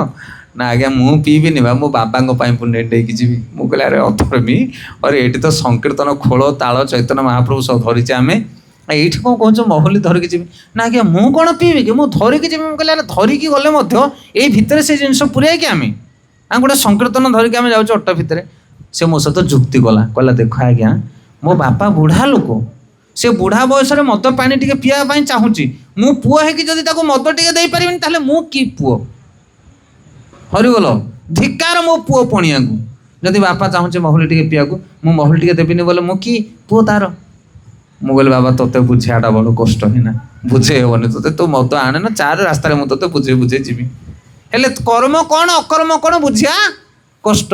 ବାପା କହୁଛେ ମରିବା ସମୟରେ ପୁଅରେ ମରିଯିବି, ମୋତେ ଟିକେ ଚୁନା ମାଛ ଟିକେ ଆଣିକି ଦିଏ, ଟିକେ ଚିକେନ ଟିକେ ମୋତେ ଦିଏ, ମୋତେ ମଦ ମହୁଲି ଟିକେ ଦିଏ। ହେଲେ ପୁଅ ହେଇକି ତମେ ଦବ ନା ନାହିଁ? ଏଇଟା ପାପ ହବ ନା ପୁଣ୍ୟ ହବ? ବିଚାର କର ବୁଦ୍ଧି ଲଗେଇକି। କିଏ କହ ପାପ ହବ? ପାପ କ'ଣ ହବ? ବାପା ତୋତେ ଜନ୍ମ ଦେଇଛି, ନାହିଁ କାଟିକି ତୋତେ ଜନ୍ମ ଦେଇଛି ବୋପା, ଆଉ ତୁ ଦବୁନୁ ତାକୁ ମାଛ ମାଂସ ଟିକେ ଖାଇବାକୁ? ଆଶା ରଖିକି ମରିଗଲେ ଆଉ ଥରେ ଜନ୍ମ ହବ? ତା ଆଶା ପୂର୍ଣ୍ଣ ହେଇଯିବା ଦରକାର, ତା ଆତ୍ମା ଶାନ୍ତି ହେଇଯିବା ଦରକାର। ହରିଗଲ ହେଲେ କ'ଣ ଦବ ନା ନାହିଁ? ସେଥିପାଇଁ ଏଠି କହୁଛନ୍ତି କର୍ମ କ'ଣ ଅକର୍ମ କ'ଣ ଏହା ବଡ଼ ବଡ଼ ଲୋକମାନେ ମଧ୍ୟ ବିଚାର କରିପାରନ୍ତି ନାହିଁ। ତେଣୁ ଶାସ୍ତ୍ର ପଢ଼ି କର୍ମ ବିଷୟରେ ଜାଣ। ଶୁଦ୍ଧ କର୍ମ କଲେ ଯାଇକି ଜଣେ ମୋତେ ପ୍ରାପ୍ତ ହବ। ତାପରେ ଶ୍ଲୋକରେ କହୁଛନ୍ତି କର୍ମଣ୍ୟ ଅପି ବୋଧବ୍ୟ ବୋଧବ୍ୟ ଚ ବିକର୍ମଣ ଅକର୍ମଣ୍ୟଶ୍ଚ ବୋଧବ୍ୟ ଗହନା କର୍ମଣା ଗତି। କହିଲେ କର୍ମର ପନ୍ଥା ବଡ଼ ଜଟିଳ, ଜଣେ କର୍ମକୁ ବୁଝିପାରିବ ନାହିଁ, ତାକୁ ବୁଝିବା ବଡ଼ କଠିନ। ତେଣୁ ବ୍ୟକ୍ତିକୁ ଭଲ ରକମ ବୁଝିବାକୁ ପଡ଼ିବ କର୍ମ କ'ଣ, ବିକର୍ମ କ'ଣ ଆଉ ଅକର୍ମ କ'ଣ। କେତେଟା କର୍ମ? 3ଟା କର୍ମ, କର୍ମ, ଅକର୍ମ, ବିକର୍ମ। ଆ ବିଷୟରେ ଭଗବାନ ବିଶଦ ଭାବରେ ବର୍ଣ୍ଣନା କରୁଛନ୍ତି। କହିଲେ କର୍ମ ମାନେ କ'ଣ ନା ଶାସ୍ତ୍ର ଅନୁସାରେ କର୍ମ। ବେଦ ପ୍ରଣହିତ ଧର୍ମ ଅଧର୍ମ ତଦ ବିପରାୟ। ଗୀତା ଭାଗବତରେ ଲେଖା ହେଇଛି ଗୁରୁ ଗୁରୁଜନ ମାନଙ୍କୁ ସମ୍ମାନ ଦେବ, ଅନ୍ୟ ଜୀବମାନଙ୍କ ପ୍ରତି ଦୟା ରଖିବ। ଇଏ ହେଲା କର୍ମ। ଯଦି ଏଇ କର୍ମ ଜଣେ କରିବ ତାହେଲେ ତାର ପୁଣ୍ୟ ଫଳ ମିଳିବ ତାକୁ। ଆଉ ମରିବା ପରେ ସେ କ'ଣ ହବ ନା ସ୍ୱର୍ଗକୁ ଯିବ, ପୁଣ୍ୟ ଫଳ ଭୋଗ କରିବ। ଇଏ ହେଲା କର୍ମ। ଆଉ ବିକର୍ମ ମାନେ କ'ଣ? ବିପରୀତ କର୍ମ, ପାପ କର୍ମ। ଅନ୍ୟକୁ ଦଣ୍ଡ ଦେବ, କୁକର୍ମ କରିବ, ଅପରାଧଯୁକ୍ତ କର୍ମ କରିବ, ଶାସ୍ତ୍ରରେ ଦିଆଯାଇଥିବା କର୍ମର ଓଲଟା କର୍ମ କରିବ, ଗୁରୁ ଗୁରୁଜନମାନଙ୍କୁ ସମ୍ମାନ ଦେବ ନାହିଁ, ତାହେଲେ ପାପ କର୍ମ। ମରିବା ପରେ ନରକକୁ ଯିବ, ଦଣ୍ଡ ପାଇବ। ପୁଣ୍ୟ କର୍ମ କଲେ ସ୍ୱର୍ଗକୁ ଯିବ, ପାପ କର୍ମ କଲେ ନରକକୁ ଯିବ। ଇଏ ହେଲା ଗତି କର୍ମ ଆଉ ବିକର୍ମର। ହେଲେ ପାପ ଭୋଗ କରିକି ପୁଣି ଏ ଧରାଧାମକୁ ଆସିବ, ପୁଣ୍ୟ ଭୋଗ କଲା ପରେ ପୁଣି ଏଠିକି ଆସିବ, ଆଉ ଥରେ କର୍ମ କରିବ, ଆଉ ଥରେ ପାପ କର୍ମ ପୁଣ୍ୟ କର୍ମ କରିବ, ପୁଣି ଆଉ ଥରେ ଯିବ। କ'ଣ ବୁଝିପାରୁଛ ନା ନାହିଁ? ଇଏ ତ ଚାଲିଛି ସଂସାର। ଆକୁ କୁହାଯାଏ ଜନ୍ମ ମୃତ୍ୟୁ ଚକ୍ର। ଆଉ କ'ଣ? ପାପ କର୍ମ କଲ, ପୁଣ୍ୟ କର୍ମ କଲ, ପାପ କର୍ମ କଲେ ନରକକୁ ଗଲ, ପୁଣ୍ୟ କର୍ମ କଲେ ସ୍ୱର୍ଗକୁ ଗଲ, ସ୍ୱର୍ଗରୁ ଆଉ ଥରେ ଖସିଲ, ନରକକୁ ଆଉ ଥରେ ଆସିଲ। ଇଏ ଚାଲିଛି ଜନ୍ମ ମୃତ୍ୟୁ ଚକ୍ର। ଭଗବାନ କହୁଛନ୍ତି ଆଉ ଗୋଟେ କର୍ମ ଅଛି। କି କର୍ମ ସିଏ? ଅକର୍ମ। ସେଇ କର୍ମଟା କଲେ ତମେ ଏଇ ପାପ ପୁଣ୍ୟରୁ ଉଦ୍ଧାର ହେଇଯିବ। এই জন্ম মৃত্যু চক্রରୁ ତମେ ଉଦ୍ଧାର ହେଇଯିବ। କି କର୍ମ କଲେ ନା ଅକର୍ମ କଲେ। ସେଥିପାଇଁ ଭଗବାନ କହୁଛନ୍ତି ଜନ୍ମ କର୍ମ ଚମେ ଦିବ୍ୟମ୍ ଏବଂ ଯୋ ବ୍ୟତୀତ ତକ୍ତା ଦେହ ପୁନର୍ଜନ୍ମ ନାଇତି ମାମେତି ସର୍ଜୁନ। ହେ ଅର୍ଜୁନ, ଯିଏ ଅକର୍ମ କରେ ସିଏ ଜଗତରୁ ଉଦ୍ଧାର ପାଇଯାଏ। ଯେ ମୋର ଜନ୍ମ କର୍ମ ବିଷୟରେ ଜାଣେ, ମୁଁ ହେଉଛି ଅକର୍ମା, ମୁଁ ଯେଉଁ କର୍ମ କରେ ତାର ଫଳ କିଛି ନଥାଏ। ଅକର୍ମେ ବାସୁଦେବ ପ୍ରୀତି। ଆଚ୍ଛା, ଅକର୍ମଟା କ'ଣ ନା ତୁମେ ଯାହା କରୁଛ ଭଗବାନଙ୍କୁ ସମର୍ପିତ ହେଇ କର। ଅର୍ଜୁନକୁ ସେଇ କଥା କହୁଛନ୍ତି ଭଗବାନ। କହୁଛନ୍ତି ତୁ ଯଦି ଦୁର୍ଯ୍ୟୋଧନ ଆଦି ଭାଇମାନଙ୍କୁ ଶତ୍ରୁ ବୋଲି ଭାବିବୁ, ତୁ ଯଦି ଭୀଷ୍ମ ଆଉ ଦ୍ରୋଣକୁ ଶତ୍ରୁ ବୋଲି ଭାବିକି ମାରିବୁ, ତାହେଲେ ତୋର ପାପ ହବ, ତୋତେ ଦଣ୍ଡ ଭୋଗ କରିବାକୁ ପଡ଼ିବ। କ'ଣ ବୁଝିପାରୁଛ ନା କହିବା କଥା? ସେଥିପାଇଁ ଏଇ ପାପ କେତେବେଳେ ହବନି ଯା ଯଦି ଧର୍ମ ପାଇଁ ତୁ ଯୁଦ୍ଧ କରିବୁ। ମୁଁ ପାପ କରିବା ପାଇଁ ଚାହୁଁନି, ମୋତେ ରାଜ୍ୟ ଦରକାର ନାହିଁ, ମୋର କେହି ଶତ୍ରୁ ନାହାନ୍ତି, ତଥାପି ମୁଁ ଯୁଦ୍ଧ କରିବି। କ'ଣ ପାଇଁ? କାରଣ ମୋର ଧର୍ମ ହେଲା ଯୁଦ୍ଧ କରିବା। ମୁଁ ଭଗବାନଙ୍କ ପାଇଁ ଯୁଦ୍ଧ କରୁଛି, ଜଗତର ମଙ୍ଗଳ ପାଇଁ ମୁଁ ଯୁଦ୍ଧ କରୁଛି। ତାହେଲେ ତୁମକୁ ପାପ ଲାଗିବ ନାହିଁ। ଆକୁ ଅକର୍ମ କୁହାଯାଏ। ମୋ ପାଇଁ ମୁଁ ଯୁଦ୍ଧ କରେ ନା। ଗୋଟେ ବଢ଼ିଆ ସୁନ୍ଦର ଷ୍ଟୋରି କହିବା, ଆଗକୁ ଆଉ ଟିକେ ଶ୍ଲୋକ ପଢ଼ି ନେବା। କହୁଛନ୍ତି କରମଣ୍ୟ ଅକର୍ମଣ୍ୟ ଯପଶ୍ୟତେ ଅକର୍ମଣି ଚ ମଧ୍ୟ ଅକର୍ମଣି ଚ କର୍ମଜ ସବୁଦ୍ଧି ମାନ ମନୁଷ୍ୟେଷୁ ସଯୁକ୍ତ କୃଶ୍ଚକୃତ ବୁଦ୍ଧିମାନେଷୁ ସଯୁକ୍ତ କୃତ କର୍ମକୃତ। ସେ କହୁଛନ୍ତି, ଭଗବାନ କହୁଛନ୍ତି ଯେ କର୍ମରେ ଅକର୍ମ ଦେଖେ ଏବଂ ଅକର୍ମରେ କର୍ମ ଦେଖେ ସେ ମନୁଷ୍ୟ ସମାଜରେ ବୁଦ୍ଧିମାନ ଅଟେ। ଏବଂ ଯଦିଓ ସେ ସମସ୍ତ ପ୍ରକାର କର୍ମରେ ନିଯୁକ୍ତି ଥାଏ ତଥାପି ସେ ଦିବ୍ୟ ସ୍ତରରେ ଅବସ୍ଥାନ କରିଥାଏ। ଏଇଠି ଆମେ କଥାକୁ ବିରାମ ଦେବା। ଏ ସୁନ୍ଦର ଶ୍ଲୋକ। ଏଠି ଭଗବାନ କହୁଛନ୍ତି ଯେ ବୁଦ୍ଧିମାନ ଲୋକ ସେ କର୍ମରେ ଅକର୍ମ ଦେଖିବ ଆଉ ଅକର୍ମରେ କର୍ମ ଦେଖିବ। ବିକର୍ମ କଥା ଏଠି କହୁନାହାନ୍ତି। ବିକର୍ମ ମାନେ କ'ଣ? ବିପରୀତ କର୍ମ ବା ପାପ କର୍ମ। ଭଗବାନ କହୁଛନ୍ତି କର୍ମ ଆଉ ଅକର୍ମ ବିଷୟରେ ଶୁଣ। ଯେ ବୁଦ୍ଧିମାନ ଲୋକ ସେ ଏଇ ଦୁଇଟା କର୍ମ ଉପରେ ଦୃଷ୍ଟି ନିକ୍ଷେପ କରେ। କ'ଣ ଦୁଇଟା କର୍ମ? କର୍ମ ଆଉ ବିକର୍ମ। କର୍ମ ମାନେ କ'ଣ? ଶାସ୍ତ୍ର ନିର୍ଦ୍ଦେଶ କର୍ମ, ଗୁରୁଜନ ମାନଙ୍କୁ ସମ୍ମାନ ଦେବା, ନିଜର ଘର ପରିବାର ପ୍ରତିପୋଷଣ କରିବା, ସତ ଧର୍ମ କାର୍ଯ୍ୟ କରିବା, ଆକୁ କୁହାଯାଏ କର୍ମ। ଆଚ୍ଛା, ବିକର୍ମ ମାନେ କ'ଣ? ନା ବିକର୍ମ ମାନେ ଭଗବାନଙ୍କ, ଏ ଅକର୍ମ ମାନେ ଭଗବାନଙ୍କ ଉଦ୍ଦେଶ୍ୟରେ କର୍ମ କରିବା। ସେଥିପାଇଁ ତୁମେ ଯାହା ଖାଉଛ, ଯାହା ପିଉଛ, ଜମିବାଡ଼ି କାମ କରୁଛ, ଚାକିରି ଯାଉଛ, ଯାହା କରୁଛ ସେଟା ଭଗବାନଙ୍କ ଉଦ୍ଦେଶ୍ୟରେ କର। ଯଦି ଭଗବାନଙ୍କ ଉଦ୍ଦେଶ୍ୟରେ ତୁମେ କରିପାରିଲ ତାହେଲେ ସେ କର୍ମର ଫଳ ତୁମକୁ ଭୋଗ କରିବାକୁ ପଡ଼ିବ ନାହିଁ। এইটা ହେଲା କ'ଣ ନା ଏଇଟା ହେଲା କର୍ମରେ ଅକର୍ମକୁ ଦେଖିବା। ଆଚ୍ଛା, ଅକର୍ମରେ କର୍ମକୁ ଦେଖିବା ମାନେ କ'ଣ? ଅକର୍ମରେ କର୍ମ, ଅକର୍ମରେ କର୍ମ ମାନେ ଭଗବାନଙ୍କର ସେବାଟାକୁ ନିଜର ଜୀବିକା ବୋଲି ଗ୍ରହଣ କରିବା। ସେଇଟା ହେଲା ଅକର୍ମରେ କର୍ମ। ତମର କ'ଣ ଡ୍ୟୁଟି ଚାଲିଛି ଆଜ୍ଞା? ତମେ କ'ଣ କରୁଛ? ନା ମୁଁ କ'ଣ କରିବି? ମୁଁ ଭଗବାନଙ୍କର ସେବା କରୁଛି। ଭଗବାନଙ୍କ ସେବା ହେଲା ଅକର୍ମ, ଆଉ ମୁଁ କରୁଛି ସେ କର୍ମଟା। ଖାଉଛ ପିଉଛ କେମିତି? ଭଗବାନଙ୍କ ପାଇଁ ରୋଷେଇ କରୁଛି, ତାଙ୍କର ଯାହା ଉଚ୍ଚିଷ୍ଟ ତାହା ଖାଉଛି। ରୋଜଗାର କାହା ପାଇଁ କରୁଛ ନା ଭଗବାନଙ୍କ ପାଇଁ ରୋଜଗାର କରୁଛି। ସିଏ ମାଲିକ ଆମ ଘରର, ମୁଁ ଯାଇକି କାମ କରିକି ଖଟିକି ଆଣୁଛି, ତାଙ୍କ ପେଡ଼ିରେ ରଖୁଛି, ତାଙ୍କ ପେଡ଼ିରୁ ପଇସା ନେଇକି ପନିପରିବା କିଣିକି ଆଣୁଛି, ତାଙ୍କ ପାଇଁ ରୋଷେଇ କରୁଛି, ଉଚ୍ଛିଷ୍ଟ ମୁଁ ଖାଉଛି। କ'ଣ ବୁଝିପାରିଲେ? ସେଥିପାଇଁ ଭକ୍ତ ଭଗବାନଙ୍କ ଉପରେ ପୂର୍ଣ୍ଣ ସମର୍ପିତ ଥାଏ। ଆମର ଜଣେ ମହାରାଜ କହୁଥିଲେ, ଜଣେ ଭକ୍ତ ପକେଟରେ ଯେଉଁ ପଇସା ଥାଏ ସେଟା ତା ପଇସା ନୁହଁ, ସିଏ ମନ ଇଚ୍ଛା ପଇସାଟାକୁ ଖର୍ଚ୍ଚ କରିପାରିବ ନାହିଁ, ସେଟା ଭଗବାନଙ୍କ ପଇସା ବୋଲି ସିଏ ଭାବେ। ସେଇ ପଇସାରେ ସେ କୌଣସି ଖରାପ ବସ୍ତୁ କିଣିପାରିବ ନାହିଁ। କାହିଁକି? କାରଣ ସେ ଧନ କାହାର? ଭଗବାନଙ୍କର। ଭଗବାନଙ୍କର କୃପାରୁ ସେ ଧନ ରୋଜଗାର କରିଛି। କିନ୍ତୁ ଜଣେ ଯିଏ ଭକ୍ତ ନୁହଁ, ସିଏ ତା ପକେଟର ପଇସାକୁ କହେ ସିଏ ମୋର ପଇସା, ଇଏ ମୁଁ ମଧ୍ୟ ଖାଇବି, ମାଂସ ଖାଇବି। ତୋ ବାପାର ପଇସାରେ ଖାଉଛି ନା କ'ଣ? ଆଉ କାହା ବାପାର ପଇସା ଏଇଟା? ହରିବୋଲ। ଆଉ ଏ ପଇସା କାହାର? ଲକ୍ଷ୍ମୀ ହେଉଛି ଜଗନ୍ନାଥଙ୍କର। ସେଇ ଲକ୍ଷ୍ମୀକି ନେଇକି ତମେ ମାନେ ଯାଉଛ ମଦ ଭାଟିକି, ସେଥିପାଇଁ ତୁମେ ଦୁଃଖ ପାଇବ। ସବୁ ଧନର ମାଲିକ ହେଉଛନ୍ତି ଭଗବାନ। ଭକ୍ତ ଏଇ କଥା ଜାଣେ, ସେଥିପାଇଁ ଭକ୍ତ ଧନକୁ କେବେ ଖରାପ କାମରେ ବ୍ୟୟ କରେ ନା। ସେଥିପାଇଁ ଲକ୍ଷ୍ମୀ ହେଉଛନ୍ତି ଭଗବାନଙ୍କର ସେବାରେ ଲାଗିବା ଦରକାର। ରାବଣ ଚାହୁଁଥିଲା ସୀତାଙ୍କୁ ଅପହରଣ କରିବା ପାଇଁ, ସେଥିପାଇଁ ତାର ବିନାଶ ହେଲା। ସୀତା ସବୁବେଳେ ରାମଙ୍କ ସେବାରେ ରହିବେ। ସୀତା ସବୁବେଳେ ରାମଙ୍କ ସେବାରେ ରହିବା ଦରକାର। ସେଥିପାଇଁ ଧନ ସବୁବେଳେ ଜଗନ୍ନାଥଙ୍କ ସେବାରେ ଲାଗିବ। ଆଉ ଜଗନ୍ନାଥଙ୍କ ସେବାରୁ କାଢ଼ିକି ଯଦି ନିଜ ସେବାରେ ତମେ ଧନକୁ ଲଗେଇଲ, ତାହେଲେ ତମର ବିନାଶ ହବ, ଭାବିବାରେ ନାହିଁ କିଛି। ଆଉ ଇଏ ହେଉଛି ସାଇନ୍ସ ଆଜ୍ଞା, କର୍ମର ସିଦ୍ଧାନ୍ତ ଇଏ। ସେଥିପାଇଁ ଅକର୍ମରେ କର୍ମକୁ ଦେଖିବା, ଆଉ କର୍ମରେ ଅକର୍ମକୁ ଦେଖିବା, ଇଏ ଜଣେ ବୁଦ୍ଧିମାନର ଲୋକର କାମ। ଇଏ ସାଧାରଣ କଥା ନୁହଁ। ଗୋଟେ ସୁନ୍ଦର ଷ୍ଟୋରି କହି କଥାକୁ ବିରାମ ଦେବା। କହୁଛନ୍ତି, ଭଗବାନ କହୁଛନ୍ତି, ସେଇଭଳିଆ କର୍ମ ଯେଉଁମାନେ କରନ୍ତି ସେମାନେ କର୍ମ ଫଳରୁ ମୁକ୍ତ ରହନ୍ତି। ଗୋଟେ ଗୃହସ୍ଥ ଲୋକ ଥାଏ, ଧାର୍ମିକ ଗୃହସ୍ଥ ଲୋକ। ସେ ଗୃହସ୍ଥର ଘରର ପାଖରେ ଗୋଟେ ନଦୀ ଯାଇଥାଏ, ଛୋଟିଆ ନଦୀ। ନଦୀ ଆରପଟେ ଜଣେ ଋଷି ତପସ୍ୟା କରନ୍ତି। ହେଲେ ସେ ଋଷି କ'ଣ କରନ୍ତି ନା, ଋଷିଙ୍କ ପାଇଁ ଏ ଗୃହସ୍ଥ ଲୋକ ଜଣେ, ତାର ଗୋଟେ ପୁଅଟେ ଥାଏ, ସେ ପୁଅ ହାତରେ ଟିକେ ଭୋଜନ ଦେଇଦିଏ। ଆରେ ଋଷି ଜଣେ ସେପଟେ ତପସ୍ୟା କରୁଛନ୍ତି, ତାଙ୍କୁ ନେଇକି ମୁଠାଟେ ଭୋଜନ ଦେଇକି ଆସ। ହେଲେ ଏ ଗୃହସ୍ଥ ଲୋକ ଭଗବାନଙ୍କ ସେବା ପୂଜା କରନ୍ତି, ଗୃହସ୍ଥ ଲୋକ, ଇଏ ସବୁବେଳେ ଗଣ୍ଡେ ଭୋଜନ ଦେଇ ଦିଅନ୍ତି ଋଷିଙ୍କ ପାଇଁ। ଋଷି ନଈ ଆରପଟେ କ'ଣ କରନ୍ତି? ତପସ୍ୟା କରୁଥାନ୍ତି। ଦିନକର ଘଟଣା, ଇଏ ଖରାଦିନ ନଦୀ ଶୁଖିକି ପଡ଼ିଥାଏ। ଇଏ ଗୃହସ୍ଥର ପୁଅଟି କ'ଣ କରିଛି, ଖାଇବା ଧରିକି ଯାଇଛି ଋଷିଙ୍କ ପାଖକୁ। ଋଷିଙ୍କୁ ଖାଇବାକୁ ଦେଲା ପରେ ଋଷି ଭୋଜନ କଲେ, ତାଙ୍କର ଯାହା ନେଇଥିଲେ ସବୁ ଘଟଣା ଟିପିଣି ତା ହାତରେ ଦେଇଦେଲେ, କହିଲେ ଚାଲ ନେଇକି ଯାହାରି। ହେଲେ ସେ ପିଲାଟି ଫେରିକି ଆସିଲା ଆସକୁ ନଦୀ ପାଣି ବଢ଼ିଯାଇଛି, ପ୍ରବଳ ନଦୀରେ ପାଣି। ଏଥର ଇଏ ଫେରିକି ପଳେଇଲା, କହିଲା ଋଷିବର ଆଉ ନଦୀ ପାର ହେଇପାରିଲେନି, ପାଣି ପ୍ରବଳ, କ'ଣ କରିବି, ମୋତେ ଉଦ୍ଧାର ହେବାର ଉପାୟ କୁହ, କେମିତି ନଦୀ ପାର ହେବି? ତାପରେ ଋଷି କହିଲେ ଯିବୁ ନଦୀକି କହିବୁ, ରେ ନଦୀ, ଋଷିବର କହିଛନ୍ତି ସେ ଜୀବନଟାକୁ କେବେ କିଛି ଖାଇନାହାନ୍ତି, ଯଦି ଏ କଥା ସତ୍ୟ ତାହେଲେ ତୁ ତାଙ୍କ ପାଇଁ ରାସ୍ତା ଦେଇଦିଏ, ମୁଁ ଚାଲିଯିବି ସେ ରାସ୍ତାରେ। ଇଏ ପିଲାଟାର ମୁଣ୍ଡ କିଛି କାମ କଲାନି, କହିଲା ଋଷି କେବେ ଖାଇନାହାନ୍ତି, ହଇ ଏବେ ପରା ଆଣିଥିଲେ, ଏବେ ନାକ ଯାଏ ପେଟେ ଭରିକି ଖାଇଲେ। ହଉ ଦେଖିଆ, ଋଷି ତ କହୁଛନ୍ତି। ଆସିଲା ନଦୀ ପାଖରେ ଠିଆ ହେଲା ପିଲାଟି, କହିଲା ହେ ଋଷିବର, ଆଉ ସେ ଋଷି ଏ ନଦୀ ବର ଋଷି କହିଛନ୍ତି ସିଏ କେବେ କିଛି ଖାଇନାହାନ୍ତି, ଭୋଜନ କରିନାହାନ୍ତି ସିଏ, ଆଉ ଏକଥା ଯଦି ସତ୍ୟ ତାହେଲେ ତୁ ମୋତେ ରାସ୍ତା ଦେଇଦିଏ, ମୁଁ ପଳେଇବି। ରାସ୍ତା ଦେଇଦେଲା ସାଙ୍ଗେ ସାଙ୍ଗେ ନଦୀ।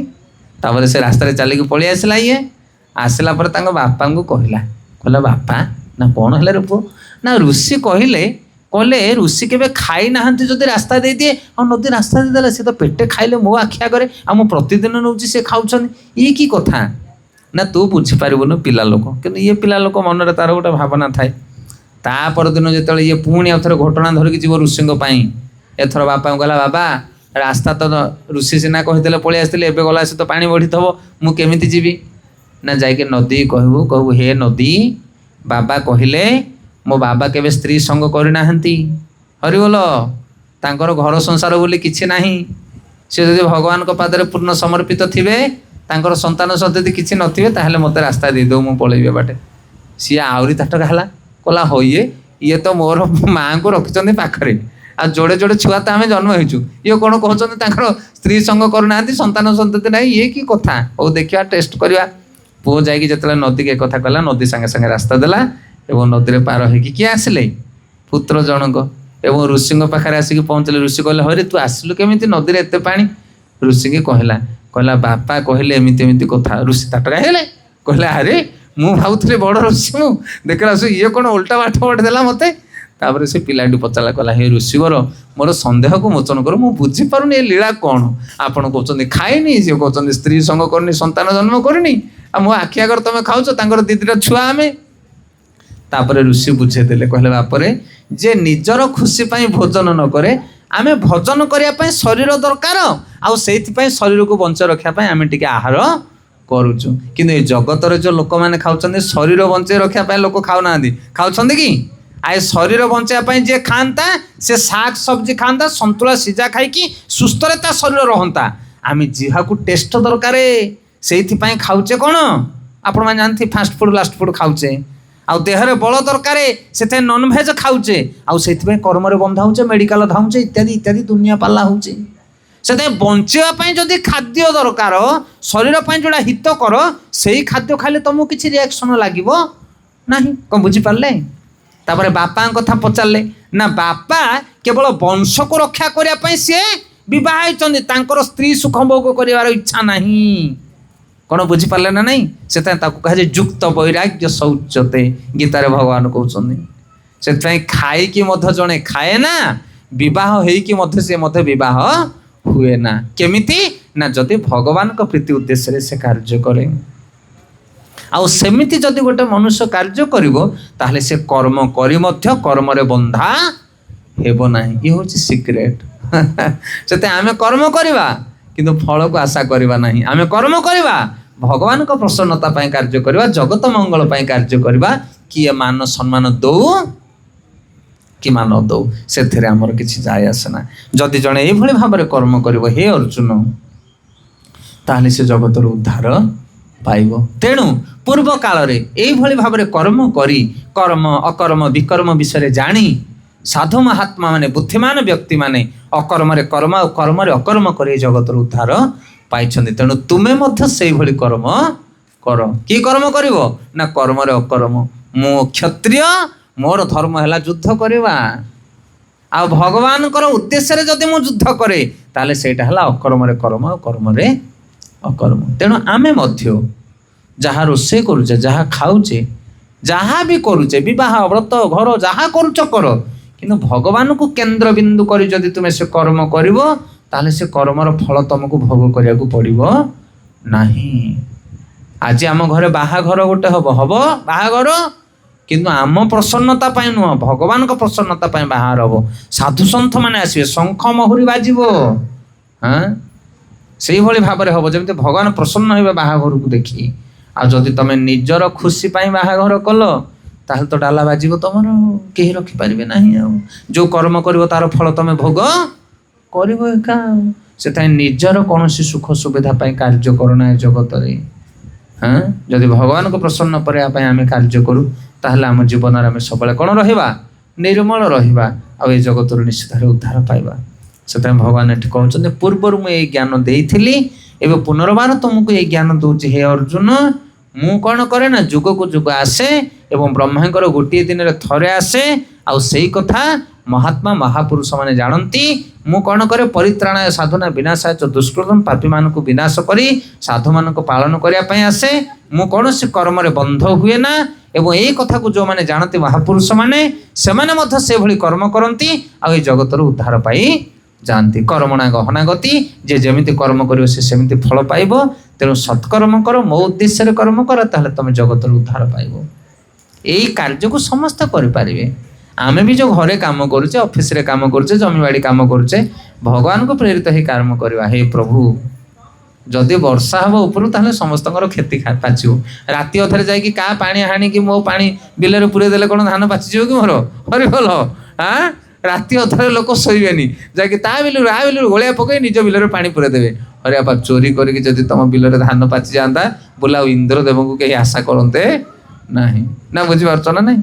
ସେଥିପାଇଁ ସତ୍କର୍ମ କରିବା ଆମେ ଆଉ ଭଗବାନଙ୍କ ଉପରେ ଆଶ୍ରୟ ରଖିବା ଭଗବାନ ନିଶ୍ଚିତ ଭାବରେ ତୁମ କଥା ବୁଝିବେ। ଗୌର ପ୍ରେମାନନ୍ଦେ ବହୁତ ବହୁତ ଧନ୍ୟବାଦ ସମସ୍ତଙ୍କୁ। ହରେ କୃଷ୍ଣ କୃଷ୍ଣ କୃଷ୍ଣ ହରେ ହରେ ହରେ ରାମ ରାମ ରାମ ହରେ ହରେ। ତ ବର୍ତ୍ତମାନ ପରବର୍ତ୍ତୀ କ୍ଲାସ୍ ଆସନ୍ତା ପୁଣି ଆର ଥରକୁ ଆମେ ଆସିବା ଆଉ ଏ ଅଧ୍ୟାୟ ସମାପନ ହେବ ଏ ତୃତୀୟ ଅଧ୍ୟାୟ ଚତୁର୍ଥ ଅଧ୍ୟାୟ ଦିବ୍ୟ ଜ୍ଞାନ ଯୋଗ। ଶେଷରେ 2 ମିନିଟ୍ କୀର୍ତ୍ତନ କରିବା, ହରିନାମ ସଂକୀର୍ତ୍ତନ କରି ଆମେ କଥା ବିରାମ ନେବା। ବନ୍ଧୁ ହରେ କୃଷ୍ଣ।